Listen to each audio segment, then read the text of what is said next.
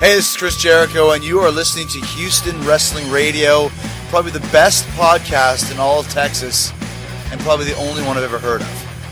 So crank it up and enjoy. Hey everyone, this is Taylor Hendricks, your Boston Strong Bombshell, and you are listening to Houston Wrestling Radio. This is WWE Hall of Famer Tito Santana, and you are listening to Houston Wrestling Radio. Arriba!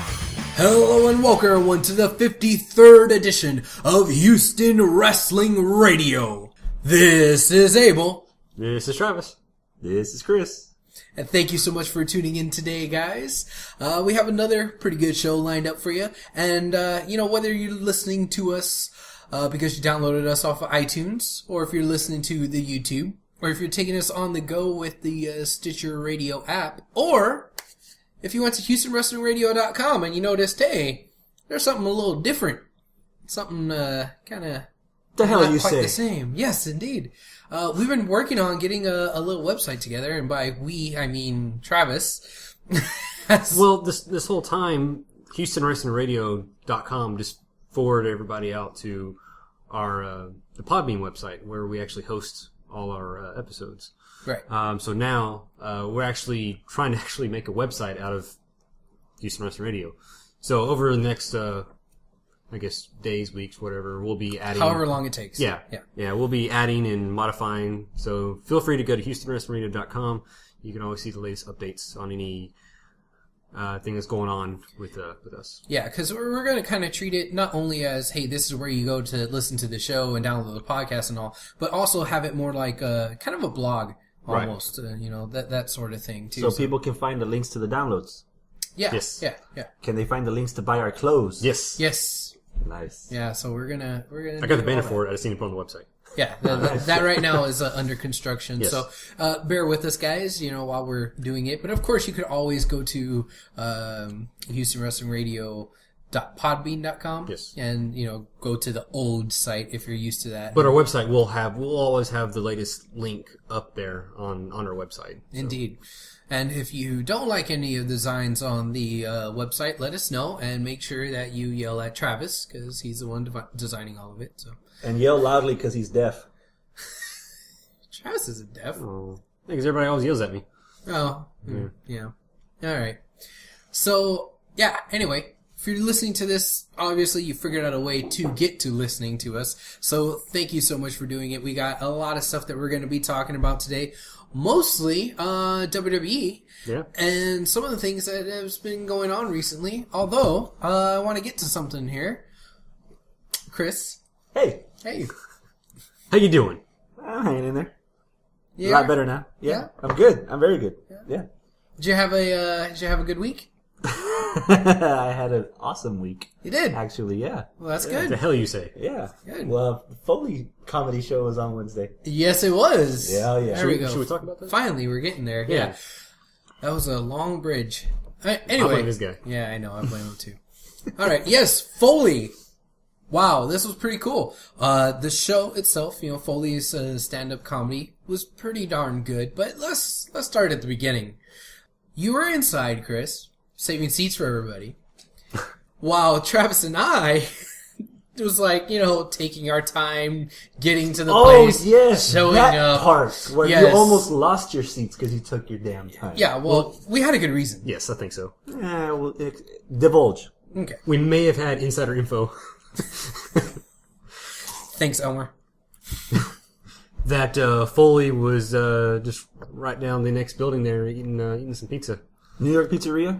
Yeah. Oh, that shit's so good. Oh my God, it was like Right? And okay, the slices are like bam. yeah, they're muy grande. Yeah, let's The talk of food hold has on. already got you sweating. I know, The yeah. palpitations are running wild. I got the meat sweats. But for food this time. Yes.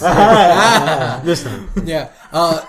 Well, we walked in there with all intentions to just go in and talk to Foley.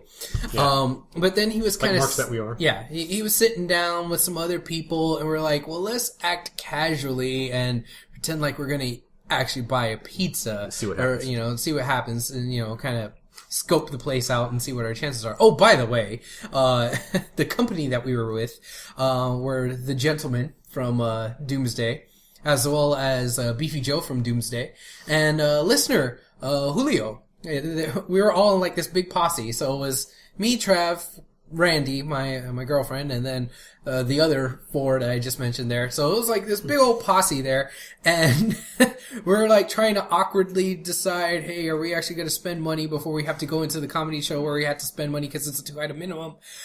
But guess what we did? We bought food. We bought food. It's like, you know what, man? I'm just going to be a cheap ass and just buy a bottle of water and a cheese pizza, and that's it. Little did I know that a slice of cheese pizza from that place is like $5 footlong almost. That was a huge slice of pizza. It's delicious. And it was worth every delicious. penny, but It was really good. Yeah. Yeah. Anyway, we were sitting We're there. on track about talking about food. I know. We were sitting there trying to... There is a point to this, folks. Yeah. We were sitting there trying to figure out our strategy on how we're gonna, approach Foley, because Foley was there with, some other dudes, and one of them was actually Chaz. So the Doomsday guys recognized him, and he wound up getting up to get some napkins or something. So then he walked past us, and they said hi and this and that. And Foley got up to go to the bathroom. So me and Travis were like, I didn't do nothing. Oh no! Don't Really? tell me this is where this is going. no, this isn't where this is going. Okay. That was a needless information that Abel just put in Well, there. it wasn't needless, because that's when we were like, okay, well, we started figuring out that even though those guys were seated, they still hadn't ordered their food yet. So at that point, we thought, well, all right, Foley hasn't ordered his food. He just went to the bathroom. When he comes back, and since everybody is already up from their table or whatever, this is our chance. So, Strike. this is our chance to strike. So I sent Travis over there, because I was a wuss and I chickened out. Well, I'm glad you admit that. I'm glad you're admitting that on the internet. Wuss. Right. Well, he did such a good job at, talking with Jericho the weekend previous. That is true. I am a pro now. Yeah, he's a pro. So anyway, Foley comes out of the bathroom, heads towards his table, and Travis goes up there, and I'm following behind him, and Travis goes to shake his hand, and what does he tell you? I don't shake hands. No, that's what he said. I just washed up. Oh, and then he did the fist bump thing. Yeah, he did a fist bump with him. Yeah. And then he says you don't shake hands. He said that. I thought he just said, no, I just washed up, so my hands are wet or something like that. Oh, I know he said that at some point. Anyway, he didn't shake the hand because he washed his hands or whatever. He did it. I did a fist bump with Foley. Oh wow. Yeah. And then I did too, so yeah. Well, you don't count because you're chicken. So Right. I was still there. Anyway, so we asked if Behind we my could... shadow. We asked if we could, have a minute or two of his time, and, he said no, because of the Legends contract. That's it. yeah, and I wasn't really thinking about that. Yeah. But apparently he said, I want to, but I got in trouble last time I did an interview, so I can't do it. Oh Yeah. wow. Yeah, so, that happens. was, whatever. But My he was only- still nice about it. Yeah, he was nice about it. My only regret was I should, instead of saying, I asked for a few minutes of his time, but what I should have said was, can I get a, intro? Or a soundbite or something. Yeah, Yeah, a little soundbite from, because I'm sure that wouldn't conflict, right? That wouldn't conflict with the Legends contract, would it? Just, He still might. just a little, hey, this is Mick Foley, you're listening to, whatever. Yeah. I So don't know. anyway, we retreat back to our table, and then we got our giant pizzas, and we ate them, and then we were like, okay, well, let's head on to the show to get our seats, because Chris over here, between you and Porsche were texting us, hey, you're gonna lose the seats, rabble, you need to come down, oh my god. He There's something new." actually texted Rabble. Yeah, that was actually Who does the that? text. Who does Oh, that? I thought that's the only thing y'all would understand. Right. Like, oh, Don't get me shit. wrong, that did help. Yeah, rabble, we need to get out of there. Oh yeah, that's code. Yeah, That's we code need for a- apúrale, güey. Yeah, so, ándale, que la chingada. So, as we were leaving, we were on our way out. Foley was still sitting at his table eating pizza, and he's like, "Hey, thanks, guys. So, what? How did he word it? I don't remember, but he acknowledged us again, and it was like, "Hey, thanks" or whatever. So, yeah, Foley was really, really No, nice. he asked us if we're going to the show. Yeah, and we said that we were. Yeah. So, I mean, that was cool. He didn't need to do that as we were leaving after we harassed him. I wouldn't say it was really harassment because Because the cops weren't involved. I swear, Your Honor, it wasn't. harass is such a strong word. I swear, he was 18-ish. We just asked a question. Yeah. That's all. Oh, man. So we finally get there, and we take our seats. Thank you so much for saving our seats, Chris and Porsche. And, No problem. You know, we sat down and ordered our food. So we had 2 dinners that night, me and Travis. I had cheese sticks. Yeah. Well, I guess it's not really a dinner. Yeah. Yeah. I had chicken fingers. I had booze before anybody got there. Of course. We could tell. Old drunky McGee over here. Yeah. Numbs the pain. I guess so. Anyway, so, you know, we settled in and, you know, there was a couple of, opening, acts, and they were both pretty good. You know, The so- host so was that's funny, cool. and then the first guy looked like somebody I went to school with because he looked very familiar, but I couldn't put my face You on. probably looked in the mirror. Maybe. Minus the bald spot. Yeah. Yeah, you and that guy looked an awful lot alike. Really? And I think his name was, Owen Dunn, right? Something like that. Yeah, Owen Dunn. He was a damn good I comic. liked him. I liked him more than the MC, the host. Yeah? The guy who was the host, he was kind of funny, but to me, he was more like he was saying things just to get It's attention. a different kind of humor. Yeah, he was trying. To me, he was like saying things just to get reaction. There was kind Yeah. of abrasive humor as Yeah. opposed to the other guy was not so bluish. The humor wasn't so blue. Yeah. Yeah. But, you know, it was good. You know. And then, that's when, Foley took the stage, and oh my god, Foley's comedy set was just great. I wouldn't even call it comedy. No. The one regret that I've had in the last couple of months is I never got to see when Mike Tyson came to town and he was doing one-man show. He was doing. It wasn't a comedy show. It was more like a storytelling of his career. Yeah. But in his delivery, you'd find humor and he'd make jokes that would make you laugh, and that's exactly Yep. the kind of. I didn't walk into the comedy show thinking Foley was a comedian. I walked in there thinking Foley was a storyteller, and that's exactly what he did. Like you could, within the first 5 minutes, you can already hear his writing background and his vocabulary. When like #1 best-selling author, you can hear it in the way his delivery and his speech and his vocab and all that. It was really good, and the stuff he was fucking hilarious. Well, that's one thing I wanted to say was he did a good job of not alienating any people. Yeah. Because he could have very easily just stuck with the wrestling stuff, which, that's what he's doing because he's talking about his career and everything. But he made it a point to say he starts off the show, who's not a wrestling fan? Yeah. So he wants to know who his fan base is. He wants to know who's there. Yeah. You know? And whenever he did use wrestling jargon, he would explain it. Yes. Yeah, You and know, there it was wasn't like- a lot of that either, so it kept Yeah. even the casual Foley person there. You know, But like he said about, he said, referenced something about a heel, somebody being a heel, and he's like, well, that means a bad guy. Yeah. So anyway, the bad guy was so-and-so. And that's basically how he did it. It's his simple storytelling, and he Yeah, did it was very- an excellent job of that. Was it you, Travis, that was telling me, or I can't remember if it was you or if it was Aaron, saying that it was kind of like, it was a little reminiscent of A Night with Kevin Smith, or An It was me. Evening with Kevin It Smith. was me. It was you? Yeah. And you know what? I definitely agree with that. You know, it was more of him just, talking and, Yeah. sharing his, like you said about the Tyson thing. And he would it start, that style. and his storytelling he would set up something and then tell a whole story just to get back to. he was very descriptive. If you had your eyes closed and were just listening, you could even the non-wrestling fan could paint the picture of what he was talking about. Theater of the mind. Yes. And wrestling fans already know he's a good storyteller anyways, just in his Mm-hmm. promos. So hearing that live in person in a story format, it was great. Well, another really cool aspect of it was the whole Q&A part. At the end, he did a Q&A where, he opened up the floor and there was some good people that asked some good questions, and then there was a couple. Yeah, you get the good and the bad with that, Yeah, So- not so much. Yeah. Like there was one guy who just decided that he just wanted to preach and Go into business for himself. just sing the praises of Foley and just be a little bit of a brown noser. And even to Foley, Foley's like, oh, well, everybody was booing the guy, and Yeah. Foley's like, oh, let's hear him out, guys. So Yeah. he very, friendly attitude towards everything. He's being very diplomatic there. Yeah. When it was like obvious that this guy he And the one chick who was trying to start up a debate with Yeah. today's wrestling as opposed. Oh. she tried to it was like she was deliberately trying to start shit up. You know, and it Foley, wasn't that was like Foley. He just like, oh, we're going in circles here. So yeah. Like that would be one time where I would advocate for spousal abuse. Right there. Like she had it coming. I'm telling you. That's horrible, Chris. Hey man, you gotta keep it trill. It was, This guy. Anyway, so that was fun, and then after that, there was a little bit more where they ended the Q&A, and he kind of wrapped things up. And then after the show ended, he went ahead and did a little meet and greet type thing, where he went out to the lobby. Everybody that was in the theater area just kind of lined up going out towards the lobby. And he was there selling t-shirts, 8x10s, and shaking hands and kissing babies. And that was a cool little experience too.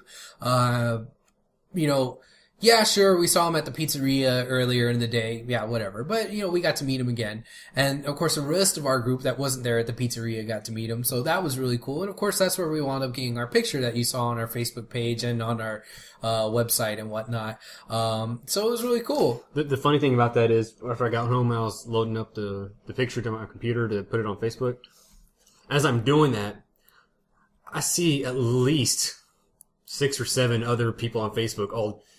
So-and-so changed her profile picture. And it's all of them with Foley. So, literally everybody came home and went to Facebook and changed their profile picture. There was a wall of Foley and X, photos. It was ridiculous. Like, every single person on my freaking friends list, it was the same way, all down my timeline. I like our picture. I like our picture just because Foley's like just spaced out. Yeah, Foley is like looking the wrong way. He looks like he's squinting. What I suspect, and I don't know if this is what actually happened, but what I suspect is that when they went to go take the picture, I don't know if you heard me, Trav, I went bang bang, and I think he turned to like smile at the fact that I did the bang bang, and I think that was the instant that the so you're camera gonna take credit for him not looking at the camera. I think that's what happened. I mean, okay. I'm bouncing it off of you. Do you think that's what happened? Sure. Okay. All I know is Foley looked dead tired at the end. Oh yeah, he did look very tired. And one thing I did want to say, when we did see him at the place before the show, I've always heard stories about how it's kind of heartbreaking to see him walk around and stuff. It is.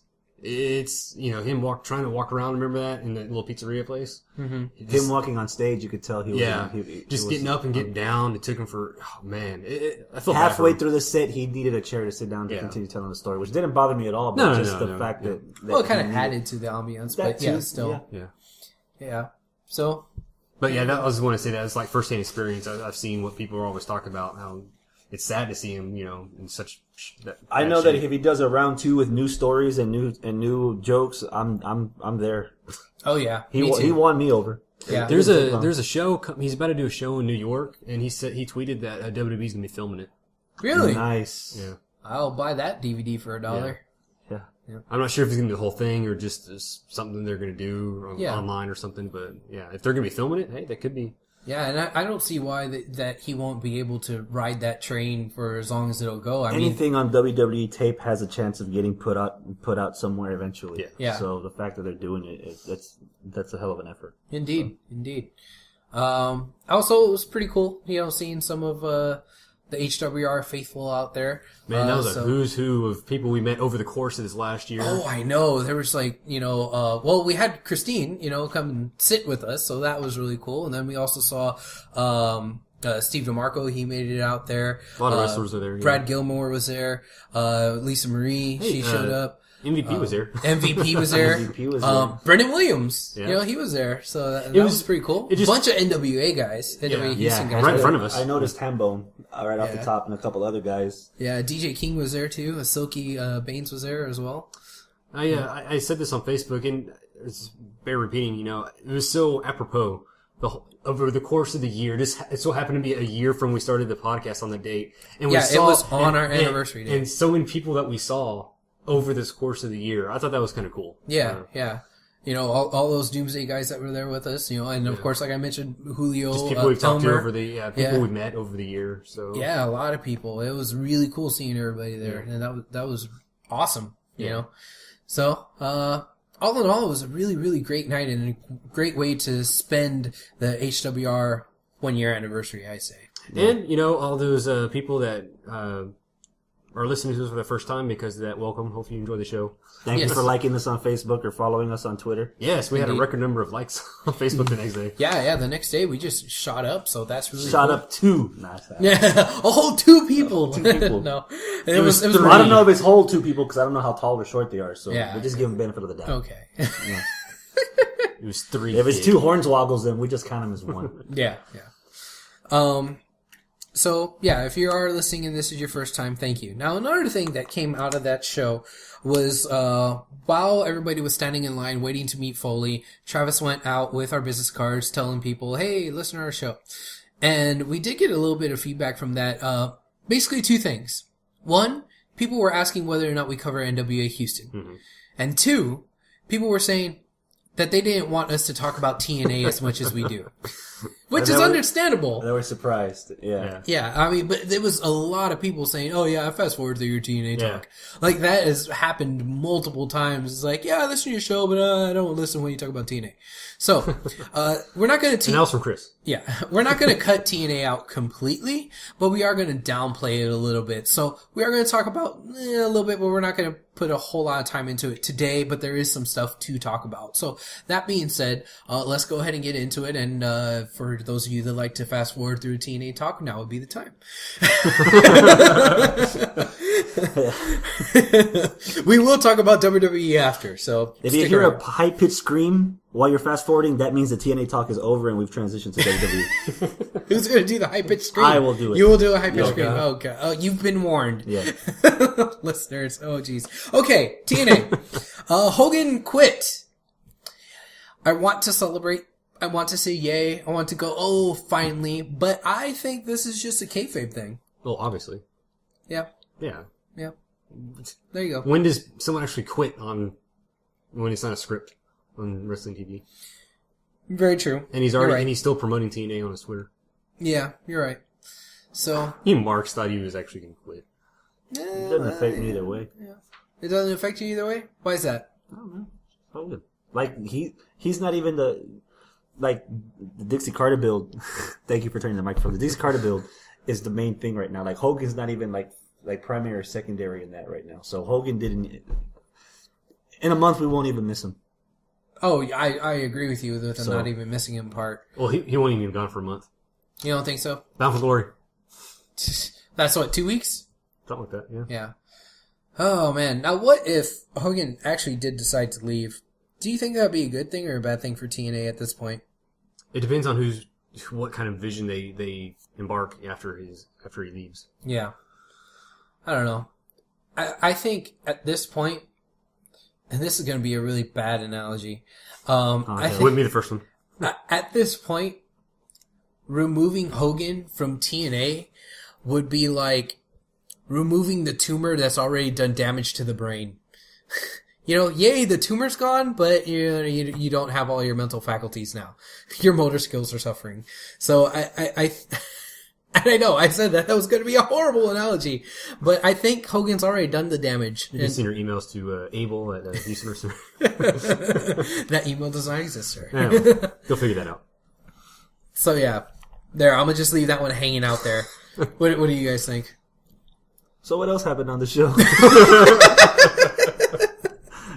Trying to do whatever listeners we have a favor. Yeah, okay. That and glossing over that horrible analogy.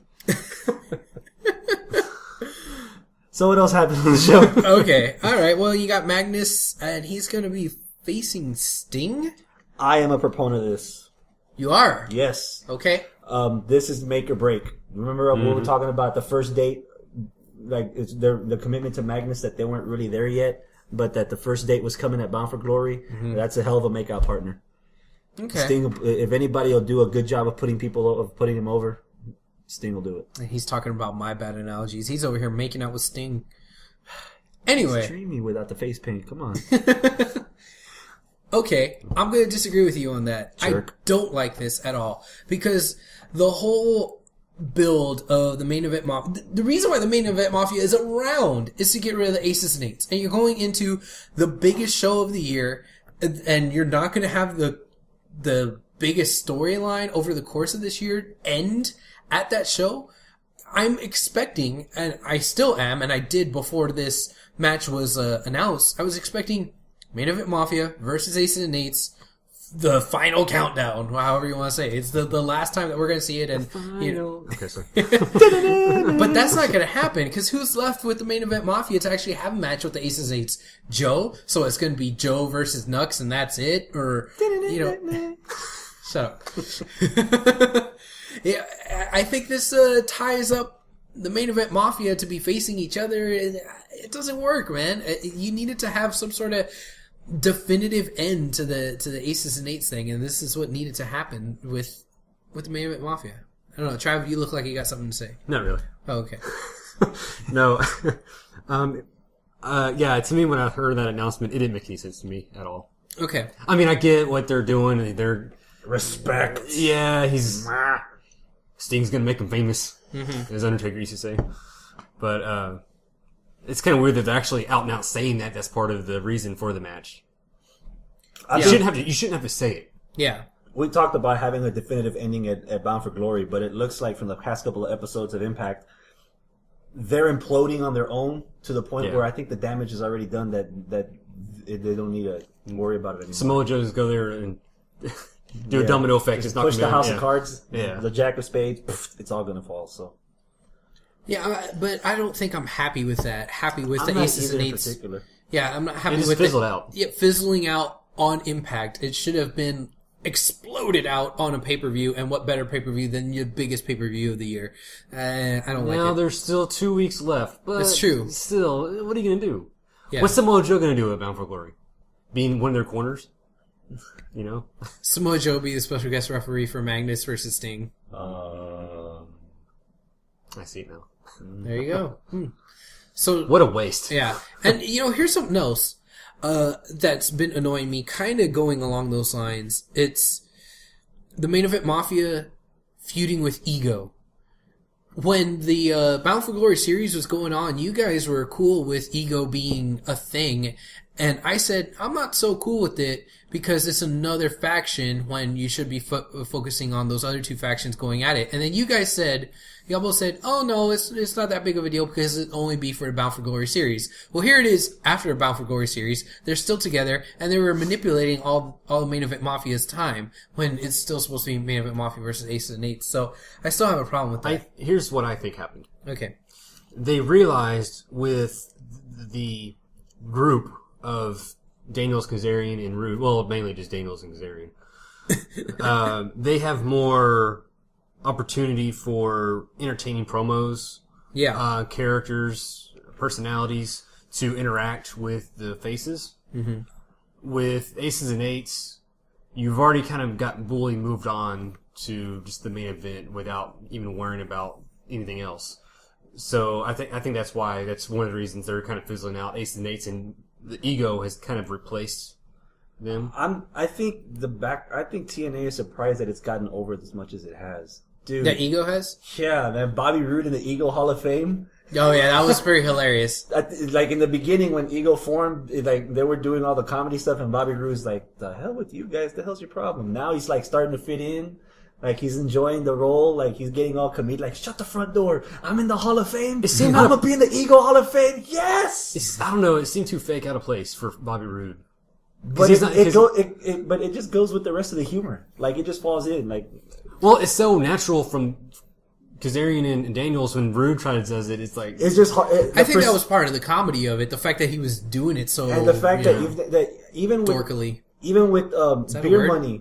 Even with Beer Money, Storm was the comedic guy and Rude was still like the hard straight ass. man. Yeah, the straight man. So it's gonna look weird in the beginning having Rude like break out of his shell and be a little comedic because I don't think he's been comedic at all ever in his TNA stint. And this is the first time we're actually seeing that new side. well, I mean, it's worked for Daniels and Kazarian. And since they're friends and they've been there for so long and they have that chemistry that it just worked so well. Yeah. But I like so far how Rude's just been able to slide into that little cut and just find his groove and go along with it. I like it so far. All right. I like it too. I like the group, but like I said, the only problem that I had with it is the timing and it manipulating the Aces and Eights time to not focus.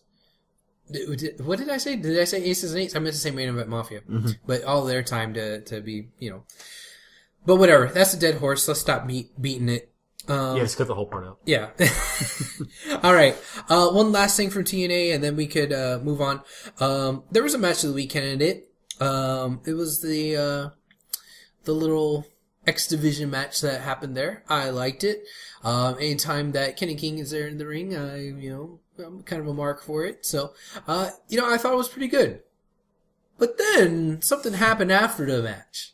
Austin Aries was outside doing commentary, and then the match kind of broke down, and, you had Manic and Hardy, and Aries goes in there, there was this big breakdown, and then we get an announcement for a 4-way Ultimate X match at Bound for Glory, which is great. That's awesome. Love Ultimate X matches. But why is it a 4-way and not a 5-way? Why is Kenny King not involved? Like, that whole breakdown that happened, you had 5 guys out there. You didn't have 4 guys out there. You had 5.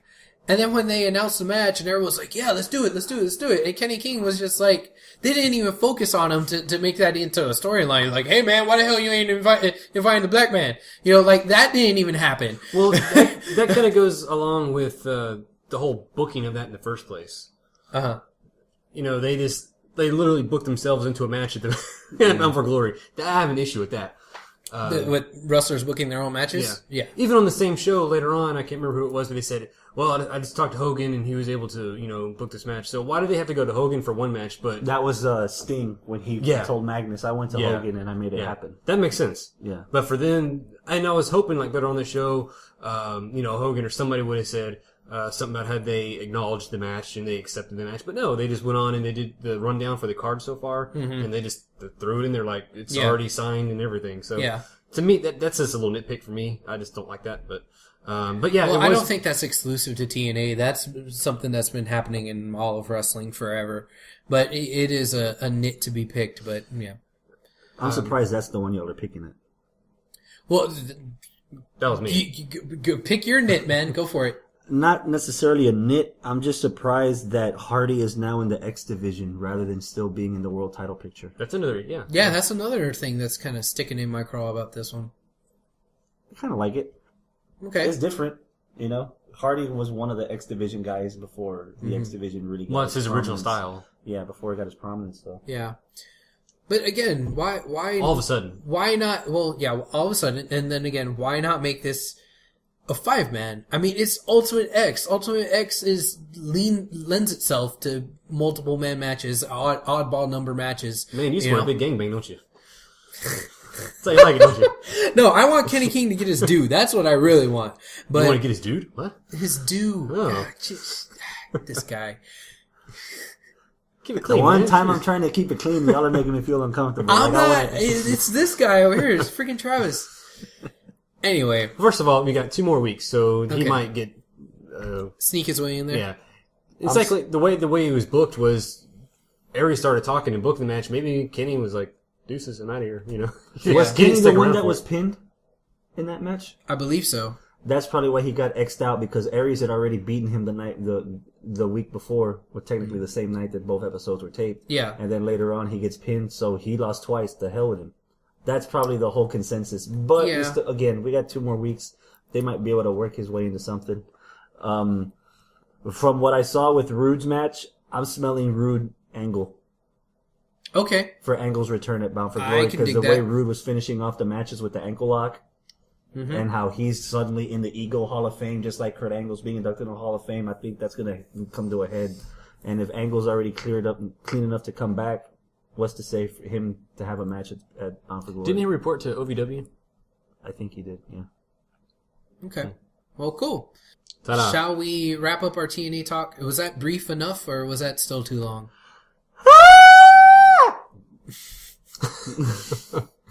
And with that, we're done with TNA. Okay, there we go. All right, so hopefully you guys are done fast forwarding, and we're back to things you care about, which is not TNA. So let's talk a little bit about WWE. Shit, where do we start? Battleground. Yeah, Why not? Start with Battleground. Start with the pay-per-view from this past weekend. You know what? I think this pay-per-view was a little weak, and we were expecting it to be a little weak. Did it meet your expectations? Yes, it did. It wasn't. I just couldn't get into it. Yeah. I don't know if that's a reflection of the match qualities, or if that's a reflection of the storylines, or if it's a reflection of just the fact that there's too many damn pay-per-views in the year. I'm going to give the devil credit when it's due, and I'm pointing the finger at you, and I did not mean to make that rhyme. You said that the most of the storylines weren't fully developed, Yeah. and it reeked of that Yes. the entire show, other than the Rhodes Shield tag team match, which is a match of the week candidate for me. I agree. That is a match of the week candidate for me as well. I concur. All right, there we go. That match from start to finish, the Goldust hot tag, the Cody Rhodes hot tag, the crowd went bananas when Rhodes did that cross. Quit stealing my lines, Well, he said it differently. They went gorillas. Gorilla. That Crossroads looked right out of WWE All Stars. jeez. Oh, I know. Like you held the L&R button from NBA Jam and he got the turbo and he got the little extra jump. Yes. That was it That's all the way. beautiful. It was awesome. That crowd went nuts. Well, and in the crowd's defense on that, man, they needed something to cheer for that match, that whole night. They're Buffalo, New York, the home of the Wings. It's notorious that crowd sucks, and they proved it again on Sunday. There was a little flourish here and there. They decided to wake up when the blackout happens. Like, oh wait, now we're here. They were like, that's what it took. Like, well, because they took a nap. yeah, basically. Yeah, so might as well turn off the lights if they're gonna go sleep. Why Yeah. leave the lights on? You know, your Yeah. mama taught you that. You got bills to pay. What is he talking about? I don't know. Save energy. Turn off the lights. Don't leave the mama asleep. I phase them out. Yeah. I don't listen to them sometimes. Yeah. All right, back to the pay-per-view. Yes. Back on topic. So, yeah, that match was pretty darn good, but that crowd was not that good. And I don't know, it was just kind of almost a perfect storm just to make a crappy pay-per-view. And it wasn't like really bad. It wasn't terrible. It wasn't horrible. It wasn't great. It was just kind of blah. Our expectations were low to begin with. Yeah. Yeah. So for them to exceed those expectations, they'd have to put on a really, really good. I mean, the matches have to be top notch. The storylines have to be top notch, and it wasn't there. Yeah. All right, they opened with Alberto and RVD. Meh. Like, I thought it was pretty good. I thought it was going the way of it being, excellent, but I don't know. There was just something that it lacked. And I can't put my finger on exactly what it was, but it was just kind of I don't mediocre. think they have chemistry. It's not that. I think I know what it is. I'm pretty sure it was then, or it was on Monday, the Monday before. They showed that YouTube top 10 RVD moments. It might have been at the pay-per-view. So they opened up the pay-per-view with those guys so they can wake the crowd up to set the tone for the pay-per-view. And they had already overbuilt it up by showing the 10 most dangerous spots RVD did. So you've already got this expectation that he's going to go balls to the wall on this match because this is the presentation that they've shown us and this is what we're starting off with. And he had a couple of decent spots here and there, but at the end of the day, it didn't live up to what they were setting up for. Right. I mean, the one big crazy spot that I remember from that match was the missed Van Terminator, Which was the first time I think that's ever happened. where he missed. Yeah. Yeah, it was really cool. It was nice, but I mean, it wasn't RVD running from the ring, jumping into the fourth row. It wasn't that. Yeah, it's kind of unfair to show clips from ECW. Yeah, it almost is a little bit. It's like what unfair. Chris has said. It just overhypes it too much to where Yeah. you cannot exceed what you've already done. Right. And, the end of the day, the story for the World Heavyweight title at Battleground, let me put that caveat in there, at Battleground, it's still status quo. Everything's still the same. RVD's a champ, Alberto Del Rio's a champ, and, nobody cares. RVD kind of got phased out. He didn't show up on Raw the next night. As a matter of fact, he had a match with Ricardo Rodriguez. Mm-hmm. You see that tweet from Ricardo? No. About 3 years with Alberto Del Rio, 3 months with RVD. No, well, it's time to move on. So Well, yeah, I guess that makes sense. So that was the end of, I guess, him and RVD. Yeah. So, the basic end result from the pay-per-view from that match anyway was status quo. Right. Which, Which I got, that was the gist of everything. everything seemed pretty status quo. Yeah. Even the main event. Let's talk about the main event. Oy. Okay. I don't mind the ending. Twitter, everyone was all angry. There was a lot of Mark rage going on. Yeah. People just, this is the stupidest ending ever, blah, blah, blah. Honestly, I wasn't that upset with it. It was a little boring, but I wasn't upset with it because we all here said that there was going to be a shenanigans ending. So we were expecting it, and we were expecting, something to happen with the title where it wasn't either somebody was going to hold it and get stripped again or whatever. And basically, the title's still being held in a van down by the river, and and we don't know who the champ is because Big Show went down there and knocked everybody out. I'm okay with that. That's storyline development that's leading to something else that'll probably happen later on down the line, and I'm cool with it. I'm not angry about it. I'm cool with it, but it was a little lackluster. Let me ask you this. Let me play a little advocate here. Go ahead. If you paid $55 or $45 for the pay-per-view, would you be feeling the same way? A little bit, yeah. Maybe because I detach myself from the price tag when it comes to wrestling, because I know that that's going to be something that is going to have to be paid for anyway type thing. So I don't know, like I'm not going to quantify the way that I feel about wrestling, judged up against how much I paid for it. You know?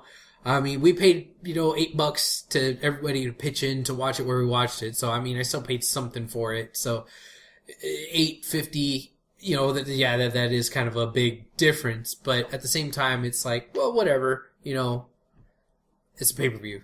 I don't know. Maybe I'm just too much.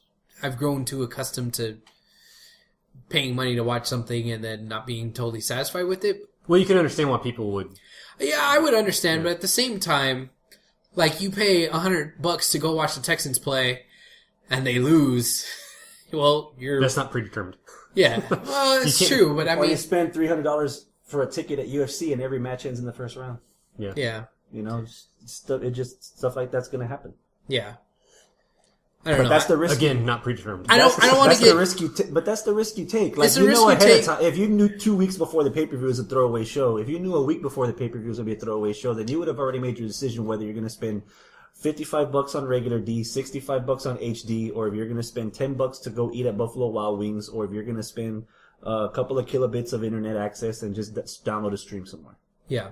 So it's hard to. Yeah. I don't know if I want to get too much into if you paid for it, how would that change your feeling? Because we could go around in circles in that, and barring an ROH style, you can't watch anything type mess up of the feed, like, I'm gonna say, hey, it's wrestling. Wrestling has its ups and its downs. The heels go over sometimes, the faces go over sometimes, and you can't really, even though it's predetermined, you can't really predict it. Well, since you mentioned it, what the hell happened with the blackout?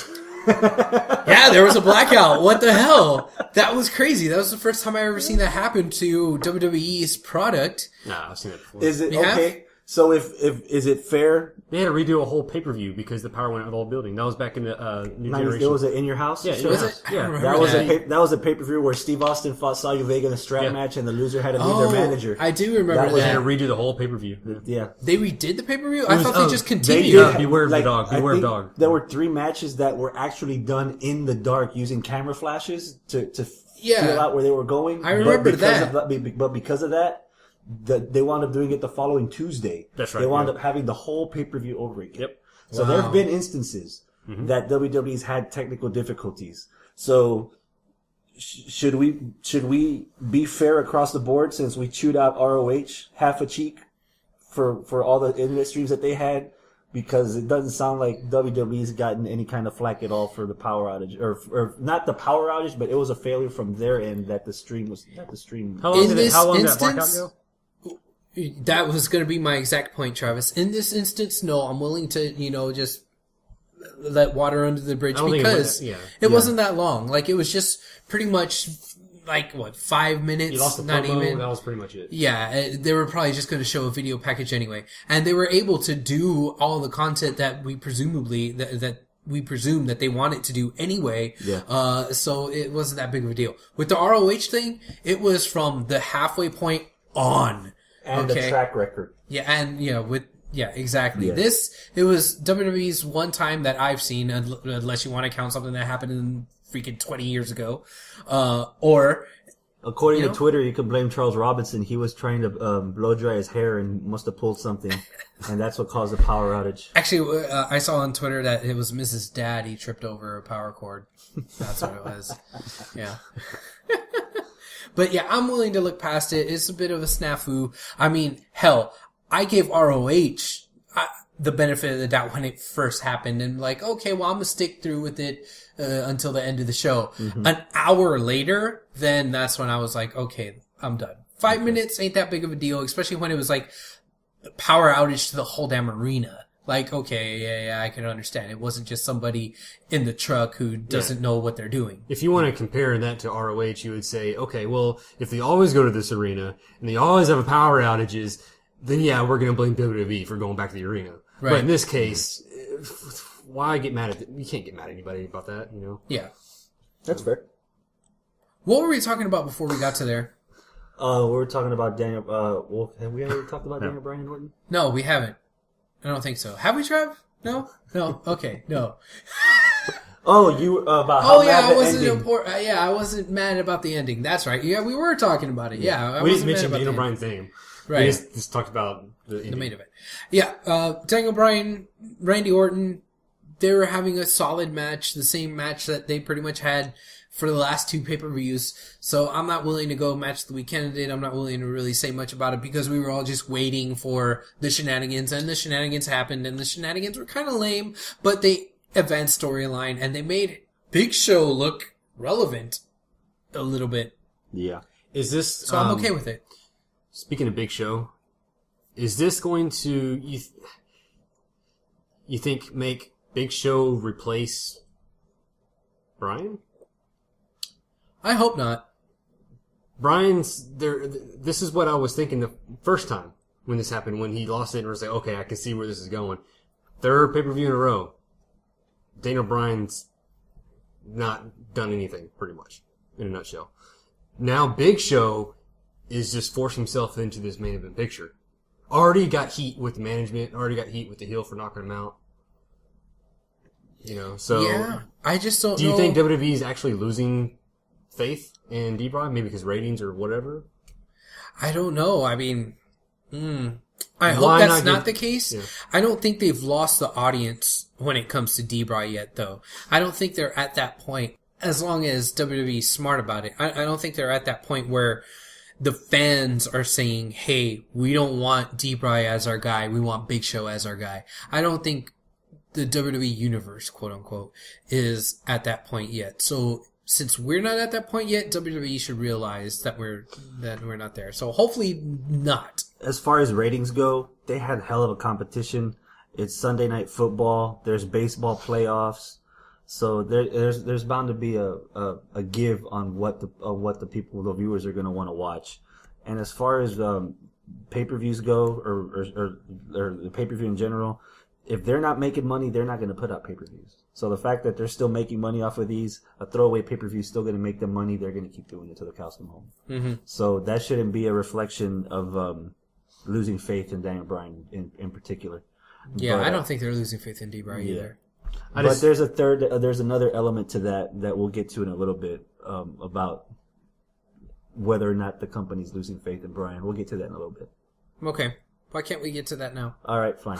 So the whole Thank you. the whole premise of us talking in the beginning about the World Heavyweight title was because the reason Ricardo was able to win over ADR was because Vicky announced that his opponent at Hell in a Cell for the World Heavyweight Championship would be John Cena.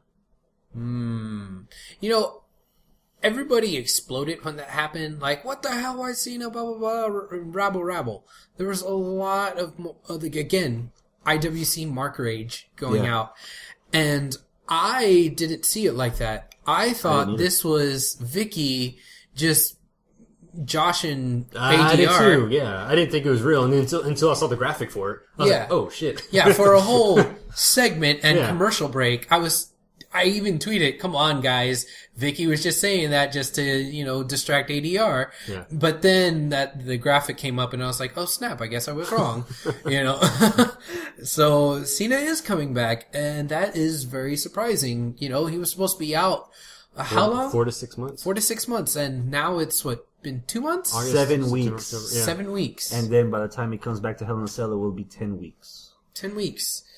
That's not 4 to 6 months. No, that's not. Either the doctors were wrong at the beginning, or Cena is just that much of a beast, Like or with his other injuries. yeah, or he's coming back before he should be coming back, or maybe there's some Maybe. PEDs involved. That wasn't where I was going No, whatsoever. okay, Or they could be trying to build a storyline out of this that they're bringing Cena back too soon. okay. That it's And Triple he H's actually doing. won't, That's what and- Triple H is doing, or someone's doing. Yeah, Just, something isn't right about this whole thing. The Yeah. way it was announced, the fact that it's the World Heavyweight title, not the WWE the title. fact that it was Vicky that announced Exactly. it. That's what I'm saying. Everything doesn't seem. It's to me. It still seems like Vicky's just screwing with everybody. Yeah, It doesn't seem legit. that's true. But the only reason why I don't think now that it's Vicky's not screwing with everybody is because Cena tweeted it himself. Right, yeah. You know, so I think that takes away that. I'm not whole- talking about the tweet though. I'm just saying from the way that's been approached, the way it's already been presented. To me, it just feels like something's not right. Something's, Yeah. Oh, I agree that something's not right, but I don't think the not right thing is that Vicky is just screwing with everybody. Well, I know she's not now, but Yeah. At the time, yeah, you're right. So I don't know. I mean, this is just too weird. It's got to take a step back to look at the big picture. What were a lot of IWC wrestling fans complaining about before? Oh, the World Heavyweight title, it's a joke. It's not being defended. Nothing's going on with it. There's no storyline. It's garbaggio. Merge the titles. Blah, thought that blah, was just blah. us. Oh, no, I've heard it a lot. So what do? They get one of the biggest guys in the company as the number one contender. 99.999998% of the time, he's going to win. So what happens to that title? It gets relevance. It gets eyes. It gets attention. There's no brand split, so you're going to be seeing him on Raw and SmackDown. And then on top of that, he's not going to be stealing any thunder because he's not going to be anywhere near the WWE title. right. You know, there's so been they unify him. there's been moments during Cena's last couple of years where I've been able to tolerate his character because it was either one or the other. There was a lot of time where the Super Cena was the main focus of the show, and he had the title, and he was winning, and he was winning, and he was winning, and he was winning, and he was winning. And then the Nexus came along, and then Cena got tied up with the Nexus while we got guys like Randy Orton and Sheamus fighting for the WWE title. Like there was And more, Punk. and Punk. There was more than one focus, and even now with Punk's having the 4,000 days of him being heavyweight champion, and Cena was still doing other things. There was stock in other things going on to make you more invested in watching the show, as opposed to Cena just running the whole damn show. So the fact that Cena's gonna come back, give the title some more prominence again, give it some more prestige again, whether fans like it or not. They're looking at the negative instead of focusing on the positives that they wanted to begin with. I'm glad that you're taking that approach because I do think now. Okay, while still being a guy that doesn't really like Cena, it's bad for me and for other guys that don't like Cena to see Cena back as a character. Okay.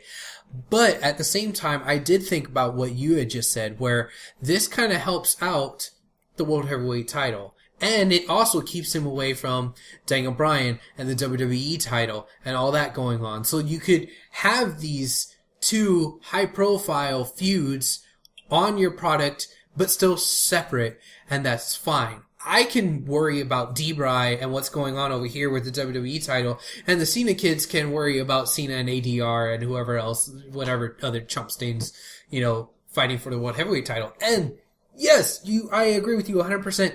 There's been so many people whining and moaning about how the World Heavyweight title is not prominent, and this will bring prominence to it if he has a good enough run. And then on top of If that, there isn't shenanigans with this and storyline. just to encompass everything, you have Sandow with your Money in the Bank briefcase. You've got Ziggler that's been going over him at least 3 times already. You have ADR with the title, and you have John Cena coming back from injury. That's a very interesting looking title picture that'll get you at least curious to watch. There are some combustible elements there. Yes. Now, whether or not they mix them together and light the fuse properly and make them combust, well, that's a different story. Mm-hmm. But there are places to be optimistic about it, I think. I could see, you just mentioned some names there. Thinking of John Cena with Damien Sandow with the Money in the Bank and then doing a little feud. I'm getting visions of Hogan and Genius. Yes. Yeah. Nice. Yeah, that could work. The promos that Sandow could do on Cena. You know, I really think Sandow being a relative newcomer and also, you know, not being so proven in the ring, all that, you know, being aside, I think he is one of the best mic guys they have in the whole damn company. He is so good at talking and you know, we talk about Punk, you know, and Heyman and all that. This guy, he's a little bit underrated. He really is the best, and I could see him in a top tier feud with somebody like Cena just because of the mic work. I would like to see him school Cena on the mic a little bit. Like, that would be funny and entertaining. Well, yeah, that's true. He is very good on the mic. I'm more impressed with the way he carries his character, his gimmick. He lives that gimmick. Yeah. You know, you don't see that a lot nowadays. So True.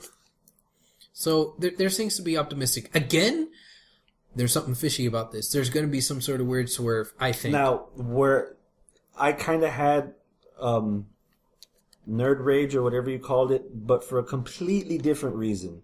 And maybe it had something to do with the Foley show. You know, Cena's never taken vacation. The only time off that he gets from television is because of injury. You know, and the fact that there might be the opinion that they don't have faith in Bryan to have Cena come back so soon, because this could have been the one time where Cena could say, you know what, fuck it, I'm going to take the 4 to 6 weeks. I'm going to take the 4 to 6 months. I'm going to heal up. I'm going to make sure that I'm 100% ready everywhere. Another stellar return at the Rumble, and let's go on to WrestleMania. Like, there's enough pieces there where you didn't have to force him to come back or just having the impression the way Vicky delivered it, the way they're going out for this title instead of the very title. It looks promising because it solves problems that have arisen, but it feels uncomfortable kind of. It doesn't. I don't think he was necessary to come back this soon. And you know, watching older wrestlers in the shape they are now, you know, Cena's had a run of 11, 12 years. Yeah. You know, you take a break. You know, take a break. You know. Yeah. I think you're right, and everybody needs to take a little bit of vacation every now and again. But you know, Cena knows his body better than we know it. Yeah. So you know, if he thinks he's ready, then so be it. But then again, you might be right. I mean, looking at the shape Foley's in right now, I mean, hey, his brain's all there. You know, he's just as sharp as he was, you know, as ever, you know. But, you know, yeah, his body's breaking down and probably a little bit prematurely, and hopefully that doesn't happen to Cena. For Cena's sake, John Cena the man. You wouldn't want John Cena the human being to end up like Rey Mysterio the human midget getting surgeries every year. Yeah. Like 6 times on the same knee. He's a human midget. Yeah, he's a human midget. Yeah. But that. Well, you know, also, to his defense, Cena's not doing elbow drops on the concrete. Well, that's true too. Or knee drops, or knees to the steel steps. Yeah. Know, so. All right. Now, by the way, I did want to say one thing about ahead. the WWE title. I'm predicting for the next pay-per-view, Hell in a Cell, 3-way match, Big Show versus D-Bry versus Orton. In a Hell in a Cell? Maybe, I don't know. I'm just saying this. Well, because I thought they already have something booked. Do they? Yeah, they got D-Bry D-Bry versus Orton with the special guest referee being HBK. Oh, that's right. Yeah, they did the whole thing with the app. With the app. I was too busy trying to download the app, so I didn't. Oh, you missed it all. Yeah. Yeah, that. Do you want me to show you? No, don't show them how to download the app. Oh. Yeah. We'll just leave it. They gave us 3 more stupid tutorials on how to download the app. And did you catch that King himself said something about it? Like, he even apologized for it. Did you catch that? No. Yeah, King was like, we know you know how to download the app. I'm sorry, but we got to show you. He said something along those lines. Wow. And I was like, oh my god. That sounds like something JBL would say because he's a smartass. Yeah. No, King did it. Wow. Lawler did That was it. probably off the script. It sounded like it was off the script. Yeah. You know, it was weird. But, He feels our pain, though. Thank you. He does. HBK, best friend of Triple H, is going to be the special guest referee. Trainer of Daniel Bryan. Bryan. Pre-ROH days. This should be interesting because of the connections there with Triple H, with Daniel Bryan and all that. But even though HBK acknowledged it and even said something about it last night when he, went out there to state his case to people to vote for him. You mean HB Sizzle? Right. It's supposed to be HB Kizzle. Yeah, he doesn't know how that works. Yeah, He's he doesn't. old. He did. Anyway, The old man trying to be cool. Yeah. Using something that was outdated 10 years ago. I go back to church. kind of like Travis. Oh. Anyway, he's going to be the special guest ref, and I can't help but think that there's going to definitely be some sort of weird shenanigans that's going to end up for, there still being an open-endedness to this feud. That way, D-Bry doesn't get the title, or, the title will still be held in a van, or whatever. Sweet chin music to D-Bry at the pay-per-view? Maybe. I see it. Even, Because why give... Well, it's only been at this time now, at that time it would be 4 pay-per-views. Why have D-Bry win a title at that point? yeah. It'd be ridiculous, but I can't see a non-heel turn come from HBK in this situation, that in a storyline that involves Triple H so heavily, and he even said it, in his little speech. I'm Triple H's friend personally, but this isn't personal. This is about business. And he was trying to make it sound like it's about business, so I'm gonna do what's right for business. He all but said, I'm gonna do what's best for business. Right. He all but said that, which means that the door is wide open for him to sweet chin music, Daniel Bryan, sorry, I did what's best for business. You were never my best pupil, and Triple H is correct. Like, something stupid like that. Like, yeah. I can smell it coming from a mile away. Hopefully, WWE knows that I can smell it coming from a mile away, and they decide to change the smell. You're getting better on your analogies, but... Okay. All right, well, thank you. Yeah.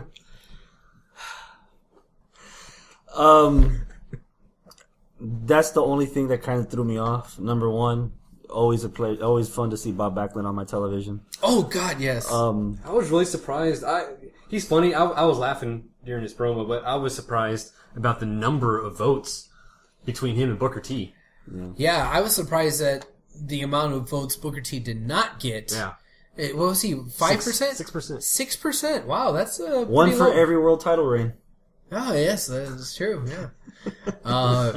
I really wanted Backlund to get a lot of votes, and before they announced HBK, I was like, oh my god, it's gotta be Backlund, it's gotta be Backlund.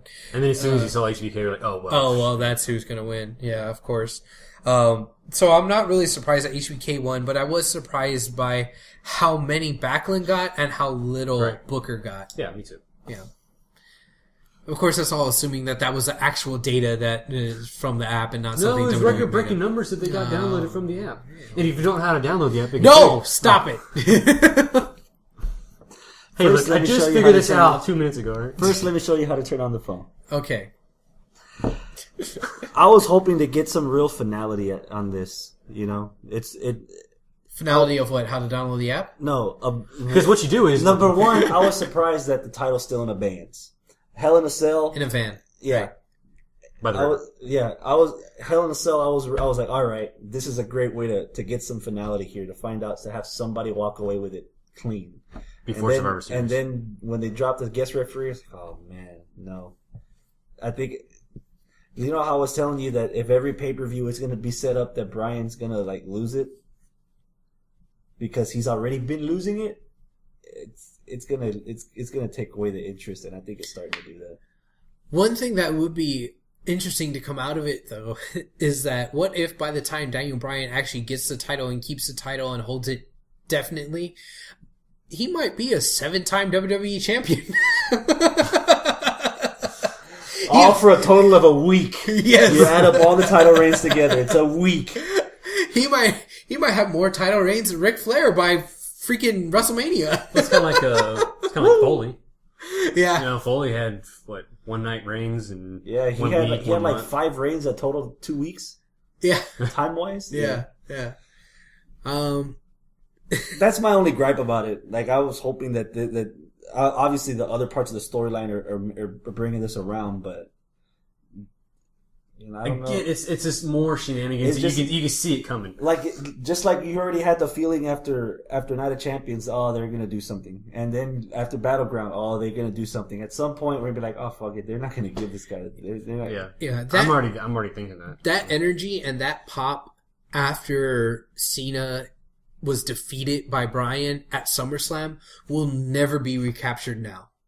People are going to cheer for Bryan. People are going to want Bryan to win. And when he finally does win and wins clean and no shenanigans involved, it's going to be a big deal. But it's not going to be the same feeling because everyone's gonna have it in the back of the head. All right, where's the fix? Where's Triple H? Where's the fine print? Yeah. Where's the big nose? Yeah. Where's the rack? Where's the next person that's gonna come out with something that says that he can't have the belt? And at some point, yeah, I think it's starting to do damage for me. Mm-hmm. As my opinion as a wrestling fan, I think it's starting to do damage. So you agree with me? It's starting to do damage. Yeah, it's starting to get there. Yeah. So you agree? But yeah. We all agree. Yeah, we all agree. All right. It's starting to get there, and hopefully they can, they're flirting with disaster. It's not disastrous yet, and D-Bry is still the hottest thing in, all of wrestling right now. But they can fumble it. Well, What's hotter than D-Bry? can he do a big swing? Oh, I see what you did there. Interesting. Let's talk about this. Okay, at the pay-per-view, we had a Who Gives a Damn match added to the card, which was Great Khali and Santino versus the Real Americans. And it was funny. There was just like 2 or 3 little things from the pay-per-view that were actually worth mentioning. One of those things was the big swing on Great Khali by Cesaro. That was impressive. That led to the very erotic pin cover / victory by Cesaro.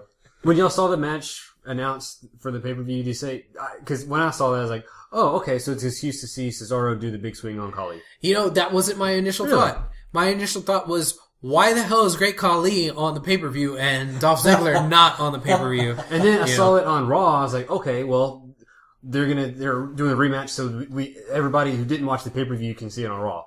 And there you go. That's what happened again. Yeah, So. yeah. But after the initial, why the hell is Khali going to be on my TV? Once that subsided, then I was like, oh wait, we might see a big swing on Khali, and we did, and it was impressive, and it was pretty cool. And the other thing that I did like about this, and maybe it only happened this way because it was Khali, what I did like about it is that it ended in a pin. He was so dizzy that he couldn't kick out. That is so different. Usually in wrestling, it's like Difference in That's like the one time that the backslide actually gets the pin. yeah. Most of the time, it's like, oh, you've beaten your opponent so bad that he just can't move type thing. But here it's more of a I'm gonna get you dizzy so that I can pin you. And so it's a different. You won't know you're up from your down. Yeah, it's a different roundabout way of actually getting a victory, which I like the psychology of that. I think the this is a ring one-time psychology. thing or two-time thing because it was Khali. Yeah, because maybe Khali really can't get up after that. Yeah, I understand. But if he starts doing it you okay there? Yeah, I'm fine. Did you just get a big swing? No, I moving around, I tripped. Okay. You almost fell off your damn I know, chair. You're sitting in a chair. How do you trip? I'm an idiot. All right, so now that we got my idiocy covered, does anybody else want to raise their hand with me in agreement that Antonio Cesaro doing the big swing as a heel is not working? Yes. I agree. He should be a face. It's working for the wrong reasons. The crowd is behind it, and the crowd they're starting to get vested in Cesaro. They want to see Cesaro do this thing. It reminds me a lot of the Samoan Beast down at ROW. Whenever he does his little lion salt, 400-pound dude doing a lion salt, he's a heel, but everybody's cheering for him and everybody wants him to do it. This is the exact same way here with Cesaro. Everybody's cheering for him. They want him to do the big swing. They don't care who he beats with it as long as he does it. But he's a heel. We're supposed to boo him. Yeah, it's like total reversal. Like, he's doing the big impressive move to the giant. Yeah. Isn't it the other way around? Isn't Yeah. he supposed to be the giant heel versus, getting the move done on him by the face who's overcoming the difficulty of doing that move? Yeah, it's almost like he's being the underdog. And not only is it I don't want to say offensive, but I don't know. There's probably a better word. But not only is it this, because he's a heel and he's doing a face thing, it's also kind of overshadowing his tag team partner. Yeah. You know, who gives a rat's ass about Jack Swagger right I've been now? saying that for years. But, Well, but I mean, more specifically here, like he's really being overshadowed now. Nobody cares at all. He's no Curtis Axel. Well, yeah, it's true. This has gone beyond Shawn Michaels, Marty Jannetty levels. Almost, yes. Already. Yes, You know? yes. It's to the point that he's almost overshadowing Zeb. And oh my God, Zeb has been such a success, I would say. You At know, this point, you can get rid of Swagger, and Cesaro and Zeb could be a face tandem now. you know what? Why everybody's, not? everybody's chanting the "We the People" thing. People laugh at Zeb Coulter because he says such over-the-top crap. It's just humorous. Yeah. And everybody loves Cesaro because, you know, the wrestling marks like him because of his background. And now all the general audiences like him because of the big swing. They're faces. And here's the other thing about this team. It seems as though, at least in the last, I don't know, month or so, it seems as though Cesaro's trying to make it work. He's acting the gimmick. He's playing up to the gimmick. He's doing the "We the People" with more enthusiasm. When Swagger and Cesaro are standing behind Zeb and Zeb's cutting one of those silly promos, Cesaro's like playing along with it and making facial expressions, and Swagger's just standing there like why do I have to stand here and listen to him talk? Even some of the tag moves they do, like when Swagger does the Swagger bomb and then he stands up and Cesaro does the leapfrog into a double foot stomp. Like they're having their own moves. Like he's actually making an effort to make the team teamwork. Is this a surprise though to anybody? Not a whole Not lot. to me. I figured that was going to happen. But with Swagger, it is, because it seems as though Swagger's been kind of bland ever since he hasn't been in ECW, WWE ECW. Ever since then, he's been kind of bland. But right now, it seems as though he's being bland because he just doesn't care and he's not even trying. At least beforehand, he was trying. But right now, it seems he doesn't even care. You know?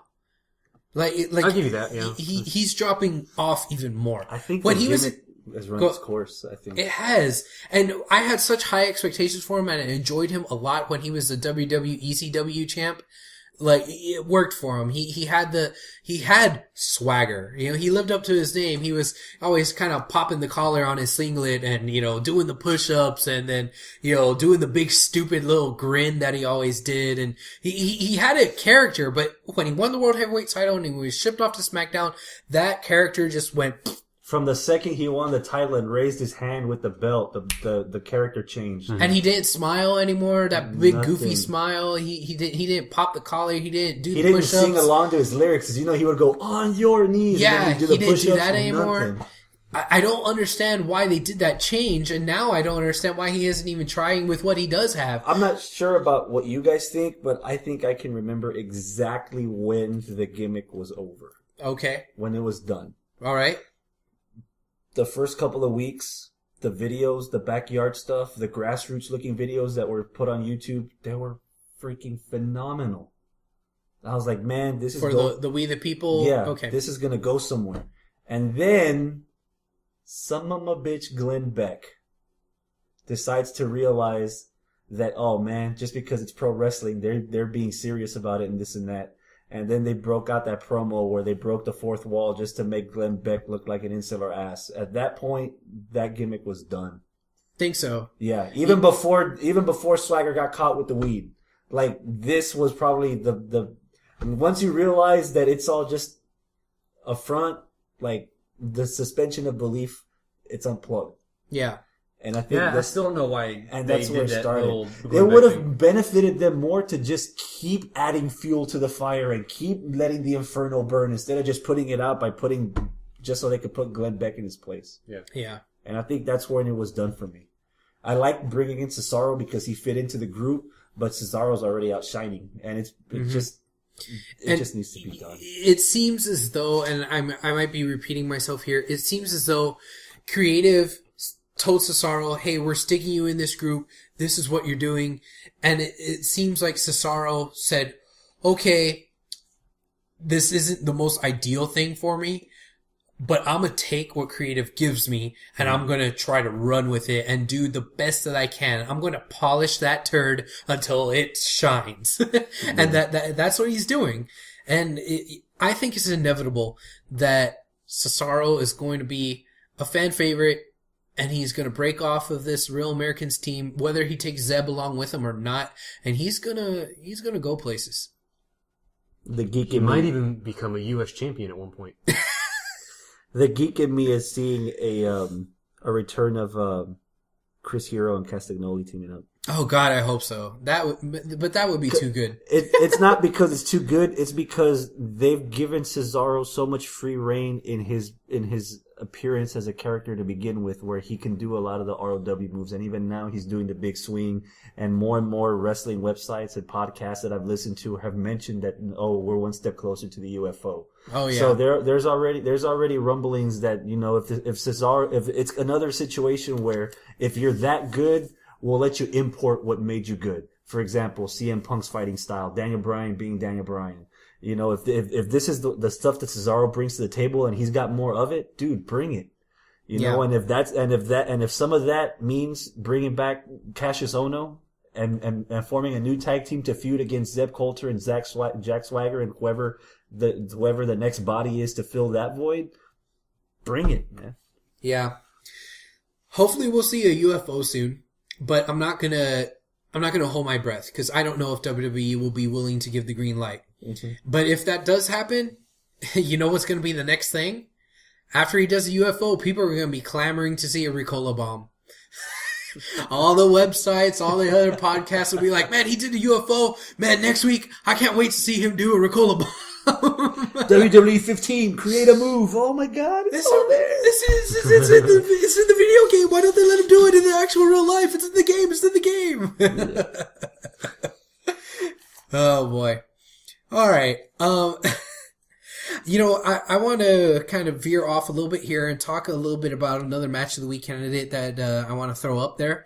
Ziggler versus Sandow on Raw. Okay. Not the one on the pre-show. That one was okay. Maybe I just wasn't paying enough attention to it or something. I don't know. But I really think the one on Raw was darn good.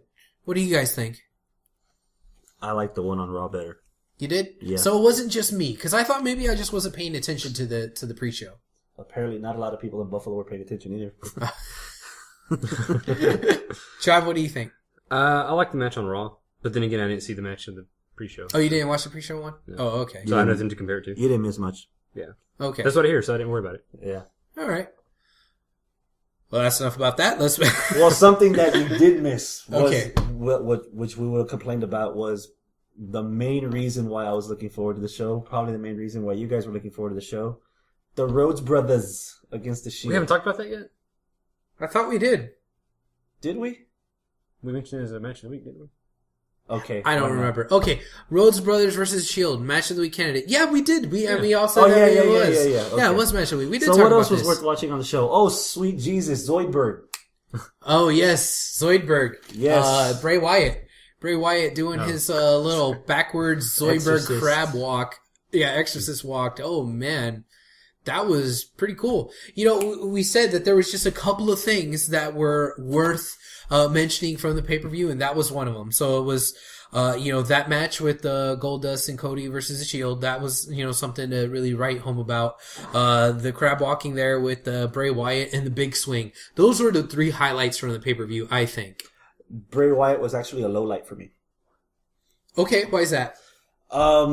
He's been in maybe a handful of matches. Uh-huh. And it's against Kofi Kingston. And not that I have anything against, well, I might have a little something against Kofi Kingston. But regardless, he got too much offense in on Bray Wyatt.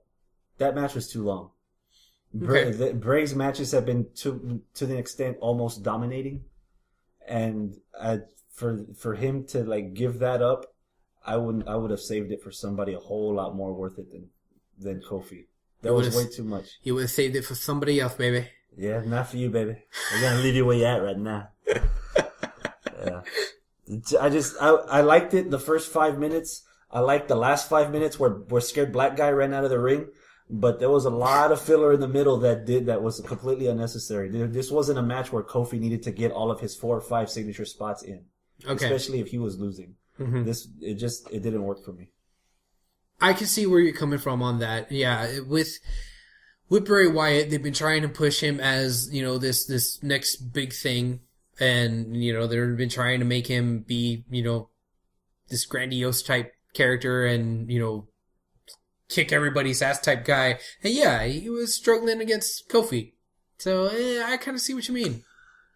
For me, I'm more intrigued by his vignettes and his promos. I could care less about his in-ring style. Honestly, if on Raw or something, if it's already got fast forward stuff on there, I just fast forward his matches. I don't really care about his matches. I'll fast forward his match and stop right before the end because I know he's going to do a little promo afterwards. Did you see his interference of the Miz TV? Yeah. What'd you think of that? First of all, I like the setup. Here comes Miz. He's going to have a special guest show. He's going to interview himself. I was like, oh, okay, whatever. So he comes out. He's about to, before he gets on the mic, the thing. Yep. Yeah. Yeah. I thought that was a nice setup. It was unexpected. Yeah. Well, I was actually disappointed by that, and I can see why you think I would be, because I was interested to see what the Miz... Because we're crazy, right? Yeah. I was interested to see what the Miz was actually going to do and why, he's going to interview himself. Okay. He's been pissed off because of all this stuff that's been going on lately. Maybe he'll finally get to that point where it's like, okay, look, I'm frustrated because I've been, kind of at the bottom of the barrel and all this crap's happened to me. And he was going to give, this speech that he did, what was it, 2 weeks ago when we said it was ruined by him saying awesome in the middle? Maybe do something that was along those lines. And that's what I was expecting, but then the Wyatt stuff. And okay. So there was the part of me that was disappointed because we didn't see the Miz do something. And my disappointment in the whole segment was the end of it. It ended on a commercial break, and he was standing in between the whoever and Bray Wyatt.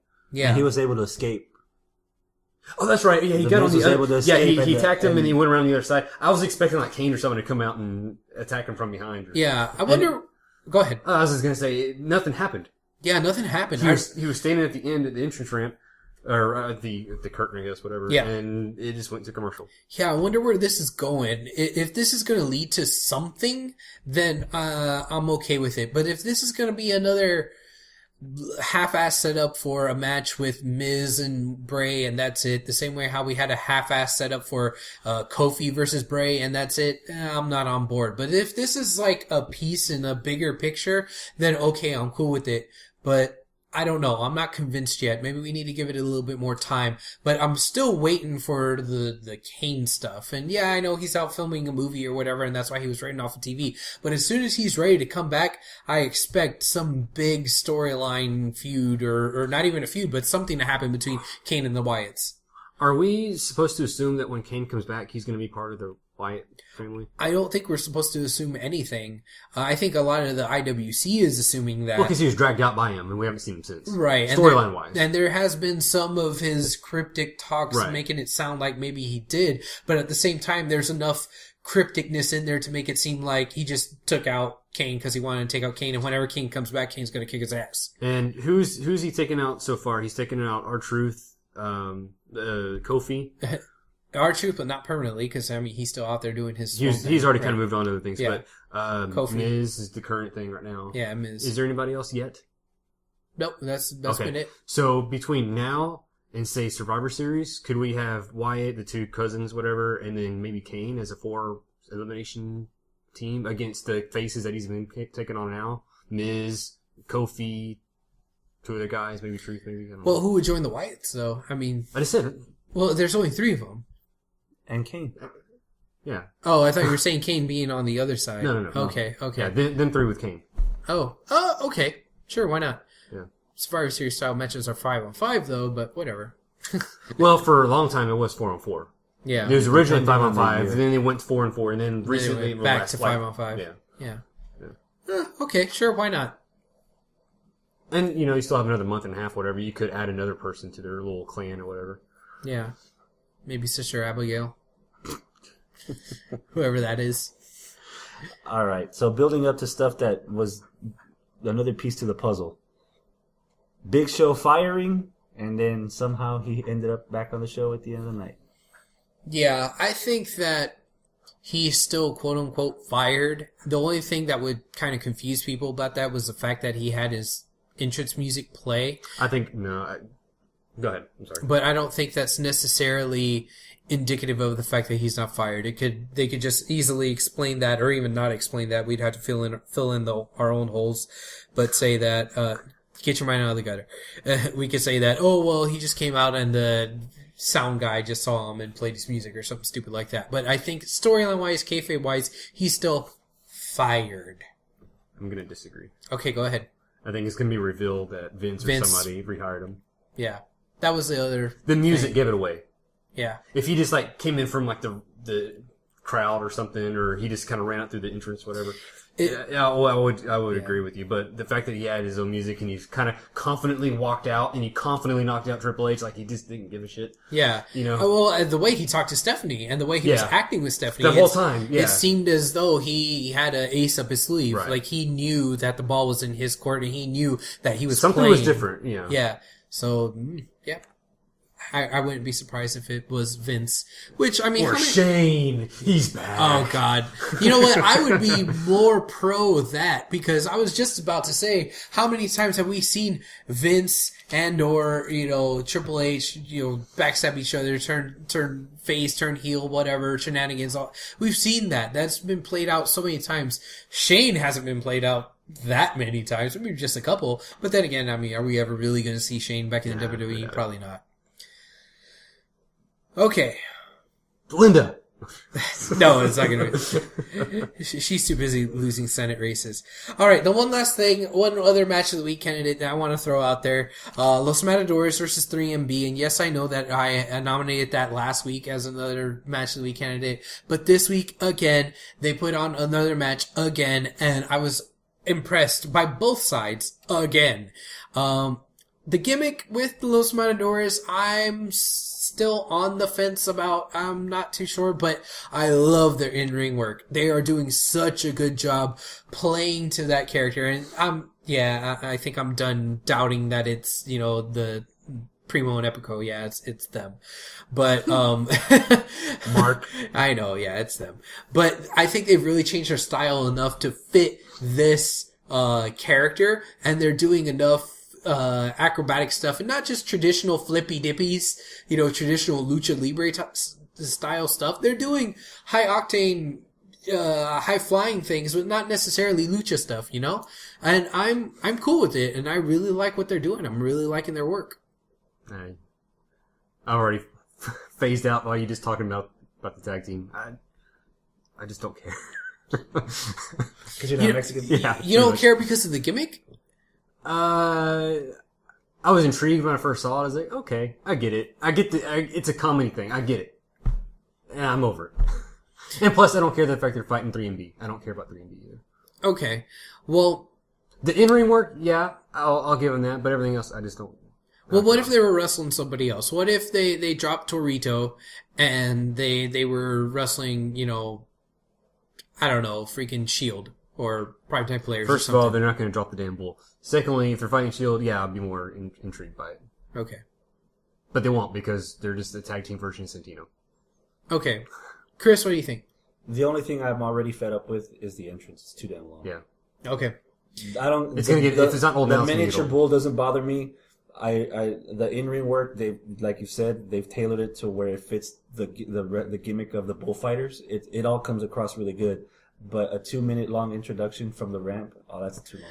They probably don't need to do the three. I don't know what they call them. I'm sure there's a technical term for it, but there is, but I don't know it. Yeah, the three olays of the bull running back and forth. They could just do once, and that's it. And move on. Okay, we get it. Just and it get will. to the It will ring. in a couple weeks. Yeah, they'll get, and maybe then the gimmick itself will start to grow on me. Like I said, I'm on the fence about the gimmick. I understand what you two are saying. I hear you loud and clear, and I agree with you. But just on in-ring work, I'm really liking it. I am too. Okay. I just get amused whenever you say I agree with you, but he does that every time. This guy over here. Yeah, well. Yeah. I agree with you, but you're wrong. All right. Any other WWE talk that we want to toss out there before we get away from it. What are you guys thinking about Hell in a Cell so far? We've got two matches with a third already set up. We've got Punk's already accepted a challenge to fight Ryback again at Hell in a Cell. Not necessarily in a Hell in I a didn't Cell talk match, about that match anyways. but Yeah. then we've got Cena and Del Rio, and we've got Bryan and Orton again, but with HBK, and that's going to be inside the cell. What do you think so far? Oh, is that one inside the cell? Yeah, that one's that's the inside only the one cell. so far. Man, I must have tuned out that whole thing. Yeah, well, it's Brad Maddox, so. Yeah, that was a weird delivery he had also. The whole gimmick that he had when he talks awkwardly, Yeah. He's still doing that. it's still doing it, but it's like worse now. Yeah. Before it was kind of humorous. Now it's just like, Well, I think last night it was that he was talking awkwardly and he was nervous, so that's why maybe he was laying it on extra thick. yeah, maybe. He's still no Mike Adamle, though, so give him a break. True. You know what? I can't say that I'm excited for D-Bry versus Orton with HBK as a special guest ref, but I'm definitely ready and willing to give it a shot just based on how the next few weeks will play out. So that's the one I'm most optimistic about. Cena Del Rio, we've seen Cena Del Rio so many times that I really don't care. I really don't care about Del Rio. Cena, I just kind of want to see what happens, even though we know the end of that book. Cena wins, LOL.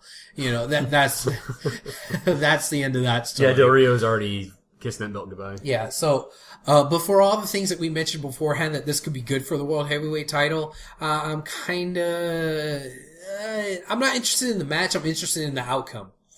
And then Punk, Ryback, I really don't care. I don't care. And that really pains me for as big of a CM Punk mark I am. I love Punk.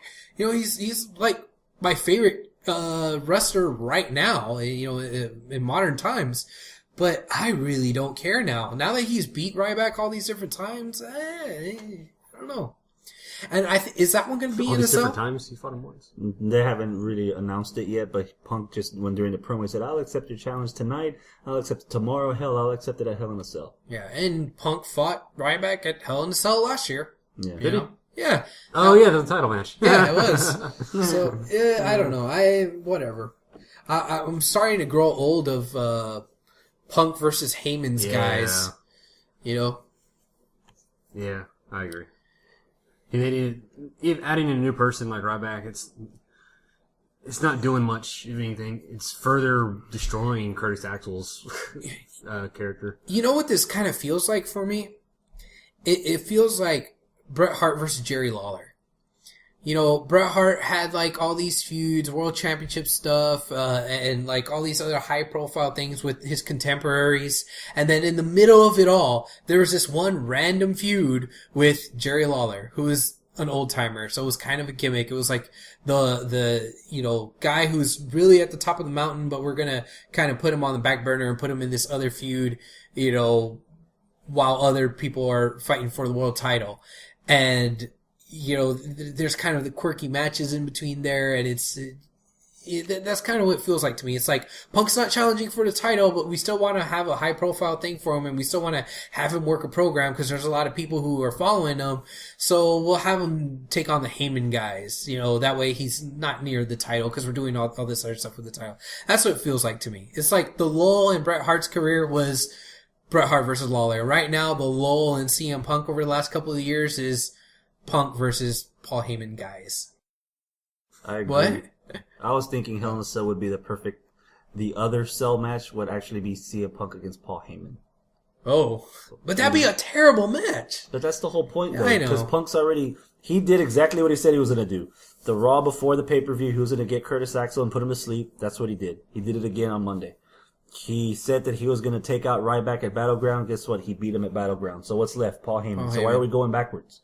Yeah. Hell in a Cell would be the perfect, all right, let's finish this, me, you, in a cell, and see if there's another Paul Heyman guy that's going to come out from under the ring, or if there's going to be some other thing that's going to, like, further push the feud. as opposed to let's just redo what we've already done. And that's the other similarity with the whole Bret Hart thing. You know, it's like the payoff match is going to be terrible. Bret Hart versus Lawler, come on. You know, CM Punk versus Paul Heyman, come on. But it's all just about story. Because, I mean, that last match with Bret Hart, what was it? A Kiss My Foot match? Where Lawler was not washing his feet and walking around in horse manure and all that crap. Like, yeah, it was purely storyline. That's all it was. It was just storyline stuff. There wasn't going to be any substance to that match. The same way how there's not going to be any substance to CM Punk versus Paul Heyman match if that match were ever to happen. Mm-hmm. You know, and it'll probably be some sort of weird, stupid, embarrassing gimmick too. I'm thinking, I'm comparing it more to Ultimate Warrior versus the Heenan family. And the payoff match was Heenan versus Ultimate Warrior, and once he loses, it's a weasel suit match. Oh, yeah. He had to wear the suit once he lost. Yeah. So I'm comparing it more to that. That's another good comparison. Yeah. Thank you, that's why I said it. Yeah. Break out the walrus suit. Yep. That'd be hilarious. Yeah. That'd be pretty cool. All right. Ta-da. There we go. Done for wrestling talk this week. Almost. Almost? Almost. Oh, what do you got? We have a homework assignment. Oh, yeah. There we go. Yes. Another something different that we want to try to format of the show. So we tried doing the review of the 5 greatest rivalries. Rivalries. You know, we tried something different and it worked out pretty well in our opinion. Yeah. Yeah. So let's see what else we can do. We got into a decent conversation with whoever's in charge of the Wrestling with Subtitles Facebook account thingy. Max. Suggesting, just like we all thought, that Battleground was a throwaway show. Yeah. And he decided that he wanted to throw that away and a couple of other pay-per-views. He thought that a 9 pay-per-view yearly schedule would be best for WWE.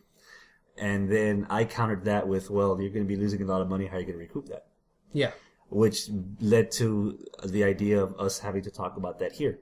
Right. So the proposition was that we came up with a pay-per-view schedule that would be ideal for the WWE. Mm-hmm. Travis? Well, you know, I have some ideas, but do you want to go first, Chris? Abel? Yeah, I thought about it a little bit, but you know. So unprepared. All right, I'll tell you some ideas that I had. Okay, go for it. I still say stick with 12. Mm-hmm. All right. Still have Rumble as the only January pay-per-view. Okay. February, yeah, I have one in between February, or between Rumble and Mania. Okay. You can leave it as No Way Out or whatever you want to call it. Mm-hmm. After WrestleMania, I like to go back to Backlash. Mm-hmm. I thought that was just an appropriate title for the pay-per-view after the biggest show of the year. Mm-hmm. You can even call it Payback if you want. If you want to switch, if you want to keep that title. But I'm sticking with Backlash. Okay. And then the next couple shows, you're still sticking with SummerSlam in August. Then the problem that comes in is October, because right now there's 2 in October. Sometimes they do that. Stick with 1 in October, leading up to Survivor Series. But in between all the big shows, just do smaller shows. Don't worry about the gimmicks. Get rid of the gimmick match pay-per-views like TLC, Elimination Chamber. Just call them something else if you have to. Just don't call them those. And even lower the price if you need to. Not by a whole bunch, maybe $10 or whatever. You know, to get the more I guess not motivation, but reason to buy. So that's what I would do though. I know, Chris, you kind of shared some ideas with me, so I didn't want to go into detail, so I was trying to hide, because some of the ideas that you had were really good, so I don't want to take all your thunder, or steal your ideas, so. Abel? I was thinking about going with maybe like 11 pay-per-views, and standardize which weeks they're on. And what I mean by that is have the pay-per-views on the 3rd Sunday of every month. Okay? Instead of, oh, well, sometimes it's the beginning of the month, sometimes it's at the end, but no, screw that. And we're going to go with 11. Alright, so there's one every month, with the exception of, because, hey, there's 12 months a year where you're going to stick the other one. The exception would be leading up to Mania. We're going to have Rumble, January, and then February we'll have the, No Way Out. Because I like that whole idea, No Way Out, and then with the Elimination Chamber and all that. And then we'll have Mania. So instead of it being, well, actually, I take that back. Instead of it being February, since you'll have basically February and March there, what you would do is you'll kind of, looking at however the calendar works out, basically you want to have an equal number of weeks between Rumble and Elimination Chamber, and then an equal number of weeks between Elimination Chamber and Mania. So basically, you're splitting the difference. So you'll have 8 weeks there, put it on whatever the 4th week is. If that's like the last week of February or the first week of March, whatever, boom, put it right there. And then from there on out, it's always like the third Sunday of the month from then on. And as far as like the schedule goes, with the exception of October, where they have the two, I say get rid of one of them, and my pick to get rid of is the gimmick pay-per-view.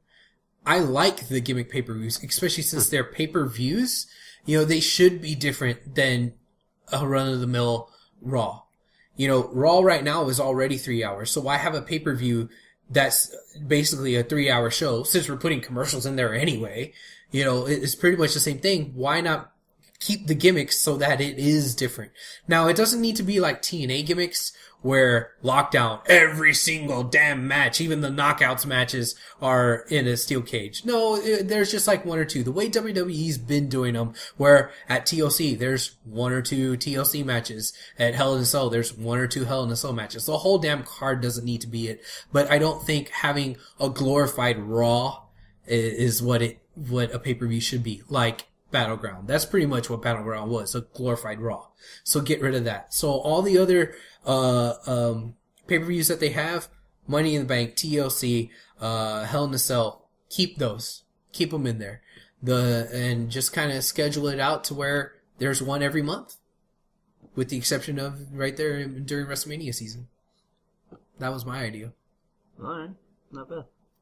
All right, Chris. And it's, okay, I'm sorry. It's not so, they're not losing so much revenue because they're only cutting out 2 pay-per-views in the year. Because that was your whole argument. Because I think Max had suggested 9 pay-per-views. 9, yeah. Well, yeah, 9, that is pretty low, and yeah, you are going to lose a lot of money. But going from 13 to 11, that ain't that bad. I would think. I'm not an accountant. For me, the smaller ones in between, I was going to say kind of use the old in-your-house style of format. Maybe labeling the same thing, but just different on the tagline or something. Okay. And maybe, like I said, drop the price too. So, well, dropping the price means that you're losing more revenue. not if people aren't buying them. True. Chris, what do you say? Man, I put way too much thought into this. You did? Yes. Okay. But All you right. have some good ideas, so Okay. sure. So I'm going to just break everything down macro as possible. Fiscal year starts in April. 3 months in a quarter, 4 quarters a year. I've got 12 pay-per-views. 3 in each quarter. And it's You did put a gonna, lot of thought in this. yeah, it's going to throw a lot of people off. So my main deal, Remember, viewers, you could fast forward. yes, I'll do another high-pitched scream if I have to. My biggest issue was the gimmick pay-per-views setting the booking instead of the booking doing it. I think there are way too many gimmick pay-per-views. That was one of my biggest issues. So I've got 12 pay-per-views. And here's where I contradict myself because there's 2 in October this year. But with February only being 28 days and with the build for WrestleMania, my idea was the first quarter, 3 pay-per-views. I love the idea of New Year's Revolution. That pay-per-view title, that pay-per-view being the first weekend of the new year. So the first weekend of January, we get New Year's Revolution. At the end of January, the last Sunday of the month, we get the Royal Rumble. Which leaves about 3 or 4 weeks pretty much through February. And then the first week of March, just like you, I like the idea of No Way Out. No Way Out, we get one chamber match. That's it. The chamber for the title that the Royal Rumble winner did not pick. Yes. Yeah. Okay. All right. April, obviously, WrestleMania. Bring back at WrestleMania the Money in the Bank match. Okay. From the very beginning, not that I'm trying to be a mark because I was at 21 and that's where the first match happened. And that's another situation where, hey, you've got great guys on the roster that don't have shit to do. Well, guess what? We'll put them in one of the biggest high-profile matches that we've ever come up with, the Money in the Bank ladder match. We'll give them something to do. And it's a good multi-man match to put all those extra spare part wrestlers into. Yes. Yeah. And when I say this, I say one Money in the Bank ladder match, not two. There's a reason for that. Okay. Good reason. The last years that we've been whoring out this Money in the Bank pay-per-view, we've had two contracts literally going up in the air. And it I don't know about you guys, but for me, it devalues the cash in. It kills the surprise. It somehow starts to defeat the purpose. So I've got WrestleMania starting off the second quarter, well, pretty much the first quarter of the fiscal year in April, May, June. So April is Mania. May, the idea of Backlash, the title, like the second coming of WrestleMania, like the rematches and stuff. I would like that idea. He jumped the gun. I would call it Payback because I like the title just sounds like it belongs as following WrestleMania. Yeah. And usually with WrestleMania pay-per-views, some of the storylines keep going further, which means the third pay-per-view after that. So we got Mania in April. We've got Payback in May, and then June, I came up with a completely weird, because I used to do this. I write stuff. So there, I would call it Carnival of Chaos, Okay. which basically one Is night. ICP going to be there? No. Okay. It's one night stand. It's Extreme Rules. It's weird having a pay-per-view called Extreme Rules when one of the matches could be an Extreme Rules match on Extreme Rules. It just contradictory. It just sounds dumb. But that would be the premise, where some of the WrestleMania feuds that started would have the blow-off matches there at that pay-per-view, and that could be all kinds of rules, all kinds of stipulations. And then that pretty much ties off the WrestleMania. Third quarter, June, July, August. July, August, September. July, bring back the King of the Ring. Okay. Do a tournament. The winner of the tournament gets the title shot at SummerSlam. So that gives us three different. Wait, the winner of King of the Ring gets a title shot at SummerSlam. Yes. Okay. A la Brock okay. Lesnar, The Rock. Yeah, King of the yeah. Ring winner wound up getting a title shot at SummerSlam. So it's kind of the same concept with Rumble and Mania, and Yeah, it's basically preparing the second biggest show, which they always want SummerSlam to be Mania caliber, Mania quality, Yeah. but it never really is.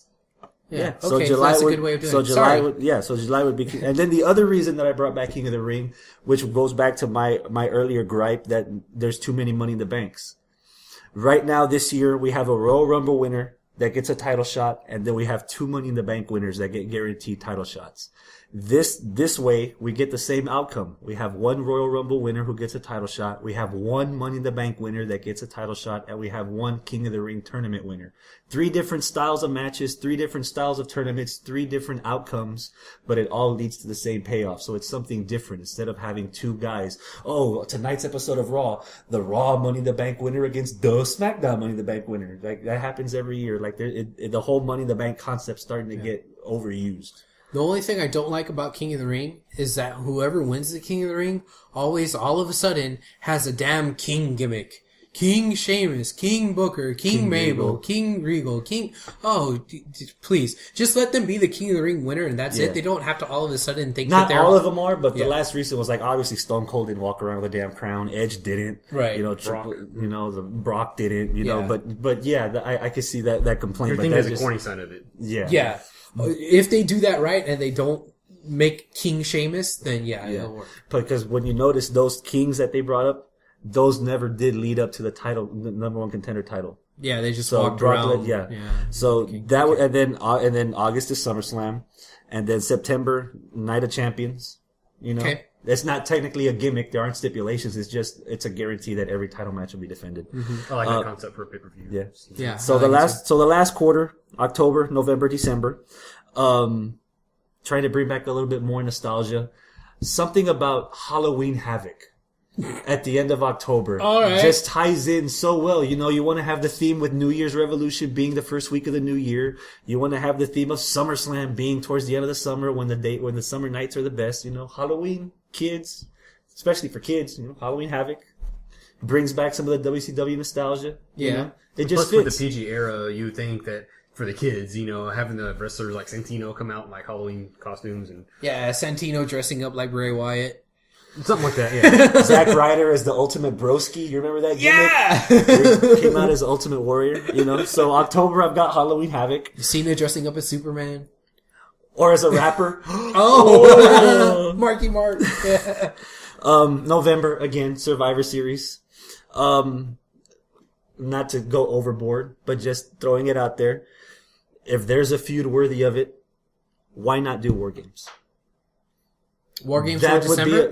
No, War Games for November for Survivor Series. Oh, We've okay. already got team matches. We've got 4-on-4 matches. We've got tag team matches. We've got 5-on-5 matches. But if there's one team match that say Team McMahon versus Team Rhodes, that there's so much fire and so much storyline built into it, if it deserves some kind of added extra to make it stand out from the rest of the card, why not have a 5-on-5 gauntlet War Games type match inside a Hell in a Cell? Okay. You know? And then December, Armageddon, the end of the year, you know? Yeah, that was a good one. Armageddon. So you're getting rid of TLC. Yeah. Yeah. But here's the other thing. Going down the card, New Year's Revolution, Royal Rumble, No Way Out, Mania, Payback, Extreme Rules, King of the Ring, SummerSlam, Night of Champions, Halloween Havoc, Survivor Series, Armageddon. There's 12. Okay. Out of those, No Way Out will only have one chamber match. WrestleMania will have one Money in the Bank match, which leaves Extreme Rules open for anything. Extreme Rules, you want a ladder match? Cool. You want a tables match? Fine. You want TLC? That's fine. You want Cage on Fire? You want barbed wire? You want count out? You can go balls to the wall with any stipulation you want. Hornswoggle on a pole. That too. But as far as gimmick pay-per-views, the only committed gimmick pay-per-view would be Extreme Rules. Okay. So, and then the way I set it up, the big four: WrestleMania, Money in the Bank, Royal Rumble's obviously the Royal Rumble. Yeah. There's no buts about that. SummerSlam is the King of the Ring winner getting his title shot, and then Survivor Series would have the War Game style match. Those would separate those four and really give them the big four, quote unquote, prominence to where it might deserve raising the price $5, $10 to make up for the lack of one pay-per-view and maybe dropping the B pay-per-views $5. You know? And, Okay. that's what I came up with. I think I put too much into it. Oh, well, you know. Well, listeners, do you think that Chris put too much into it? Let us know. No. If you have your own ideas and you want to get in on this action and say what you think your ideas should be for the pay-per-view schedule for WWE, let us know. Tweet us at H Wrestling Radio or go to our Facebook page, facebook.com/Houston Wrestling Radio, and put on there what you think your ideas or concepts would be to change around the schedule and whatnot. I, for one, like your concept. All around. Cool. Yeah. Well, it's one thing to bitch about it, and it's one thing to say, you know what? If someone complains, I don't like that. Well, what would you do? I don't know. Well, this is what I do. Yeah. Well, at least you coming up with. That's why it was really hard for me to like think of stuff because before you came over, He was telling me he about- was already showing me that. I was like, man, Yeah. this is really good stuff. I want to go first on the show so I can say all this. I think it was interesting how Chris and I fundamentally disagreed on the gimmick matches or gimmick Yeah. pay-per-views though, where I was like, we should keep them. And you were like, let's get rid of them. Yeah, that's interesting. I like your. It was very subtle what you said about Extreme Rules, but I like the concept about have the wrestlers, you know, who's ever involved in the feud, have them decide what they want to do. Kind of like the way you're making it sound like is kind of like TNA's Fight Night, Yeah. Yeah. like anything goes type thing, you know. Yeah. So, But I don't know, that'd be wrestlers booking their own matches, so I don't know. well, for this one night, Okay. All right, cool. Well, awesome. That was a good discussion. Awesome. Are we done? For WWE, I guess. Okay, cool. Well, let's move on. We just got a couple of things on the horizon here that is going to be coming up here. We have ROW, Booker T's ROW. That is this weekend at the Clear Lake Recreation Center. So come on down, check it out. I'll be there with my pretty little blue shirt. Where else are we going to be? You might be wearing pants too. Maybe. I might actually be wearing pants this time. So come on out to ROW and see me wearing pants.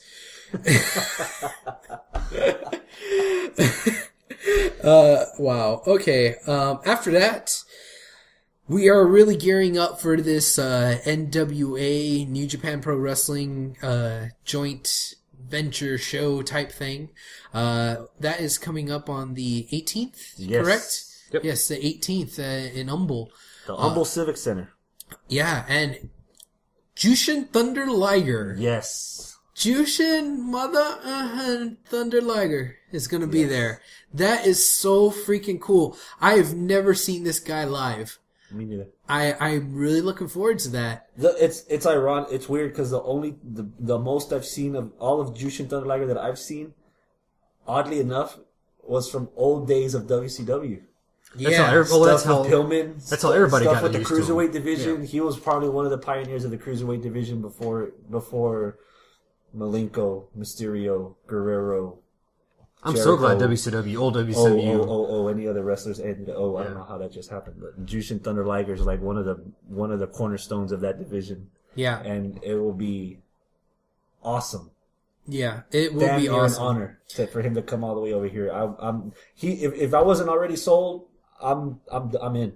Yeah. I'm sold now. I mean, he's not the only New Japan guy. I mean, there's going to be several New Japan guys, so it's going to be the NWA guys and the New Japan guys just putting on a show. I'm really looking forward to it. I'm really stoked for this show. Yeah. Just Jushin Thunder Liger is the big ass cherry on top. If like you said, if it wasn't for him, I'd still be stoked on going to this show. But this just If there's really any put it doubts over the to top. go, you're going to see a legend. Yeah. Yeah. Tickets are already on sale. General admission's going to be $20, but they also have a $40 VIP front row seat. They're limited to only 80. I'm not sure how many they've sold already, but there's a limited number. The thing with the VIP is that before the show, you also get to go do a meet and greet. It's 30 minutes before the show. You go out there and see the New Japan guys, which I'm assuming also includes Jushin Thunder Liger himself. So, man, that'd be freaking awesome to meet him too. So, Just getting a photo op with Jushin Thunder Liger. yeah, that's really cool. Be like, hey man, can I wear your mask? that probably won't work. That's not gonna fly. That's not gonna fly. Okay. We also got something else coming on here. The Alamo City Comic Con in San Antonio. That's Alamo City, right? Yeah, that's San Antonio. Yeah, that's where they have that. Okay. What weekend is that? That's the weekend after, right? Yeah. Oh, okay. So, what's cool about this, we mentioned this a little bit last week, and I'll reiterate. There are going to be some different wrestlers down there. There's going to be Bret Hart, the NWO Wolfpack, Scott Hall, Kevin Nash, and X-Pac. Buff Bagwell. Buff Bagwell, Scott Steiner. So, and a couple of others also. Go out there, check them out. If you didn't get a chance to come out to the Clutch City Productions show a couple of months back, Shame on you. yeah, shame on you. And you could go out there and meet these guys then. And they're going to be there the whole weekend, Saturday and Sunday. So that's going to be pretty cool. You'll get more opportunities to check them out. So that's pretty awesome. And then while you're there, also check out our friends at Clutch City Productions. They're going to have a little booth there. So stop by, say hi, tell them Houston Wrestling Radio sent you. Indeed. And Travis, you're going to be wearing your pretty blue shirt out there, right? I am. I am. Are you going to be wearing pants? Maybe. That's a maybe, folks. He might be wearing pants. He might not. We don't know. It's going to be a crazy weekend. Just go over there, find Travis, and find out whether or not he's wearing pants. Yeah. Yeah. Well, after Abel gets arrested for not wearing pants at RW. And before I get arrested for not wearing pants at the Comic-Con, this Sunday is at TSW. They're also going to be an event. Awesome. Yeah, over the usual place, 4 o'clock, the Armadillo Event Center. Yes. So, hey, I know you've mentioned him a couple times before, Thunderjet. Yeah. He's a heel now. Yes, I know. I saw that on Facebook. I saw it. Yeah. Yeah, he just bought those pretty pink Those nice tights. little pink tights, yeah. Yeah, for breast cancer awareness. And now he's a heel? You can't be a heel wearing pretty pink breast cancer awareness tights. Come on now, that was a waste of money. He should have saved the heel turn for freaking November, man. What are you thinking? And also, I thought wrestlers were supposed to be on a budget when they're in the indies. Come on now. Hey, even bad guys like boobs. Spoken like a true bad guy who likes boobs. Hell yes. also the Samoan Beast is going to be there too. So, Ooh, Samoan Beast. At TASW. Really? Yep. Cool. They just said they signed him, so. Awesome. Yeah. Samoan Beast is a great guy. Yeah, he's a good wrestler. But anyway, that's this Sunday at 4 o'clock. So, there you go. Ta-da. Ta-da. All right. Opa. All right. See. Let's see. You heard us talking about our pretty blue shirts so much. Maybe it's enticed you to check out our pretty blue shirts and get one of your own, Chris. The way that you do that is to go to ProWrestlingTees.com/Houston Wrestling Radio, and we have those available. Wait, for what sale. was that again? ProWrestlingTees.com/Houston Wrestling Radio. It sounded, I don't know, I'm getting hard of hearing it. It sounded like you said ProWrestlingTees.com/Houston Wrestling Radio. That is correct. You did say that. I did say that. Okay. What did you hear? What you said. Well, what I said was Pro Wrestling. Tees, T-E-E-S, not tease as in what women do. Right. Yes. Wow. As in Pro Wrestling Tees. Tees, Yes. like t-shirts. Yes. Yes. ProWrestlingTees.com/Houston Wrestling Radio. /Houston Wrestling Radio. Yes. Okay. Yes. You go on there, you buy a t-shirt, you look great doing it, and well, you'll look great once you get the t-shirt shipped to you, and then you put it on, and hopefully you're wearing pants. You know what? We should start selling pants. ProWrestlingPants.com/Houston Wrestling Radio. You know, the market With is, the microphone on the crotch, right? Yes. Yes. the market And my is, face on the ass. well, that would Because be, yes, it'll take up the whole ass. Yeah, right? the whole thing. Yeah. God. it would be appropriate. Yeah, it would be. Because you're an ass.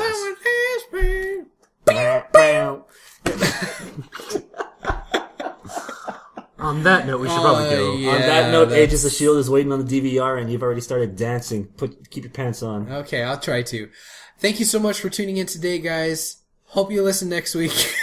Why did I say it that way? That was ridiculous. All right. Doesn't matter if you're wearing pants. That was the most honest Right. comment you said. Yeah, yes, it was. Adios, my friends. Keep it classy. Toodles!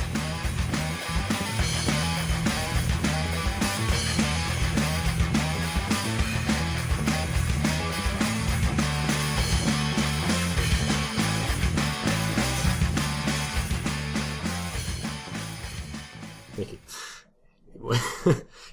God damn it.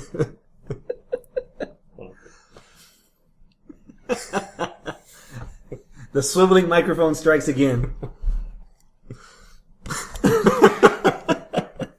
We're keeping this all in there, you know that, right? Because he's not gonna. He's too lazy. Yeah. You know, Lazy he's not gonna. bastard. He's not gonna cut it. So your blooper is just gonna bloop up the whole show.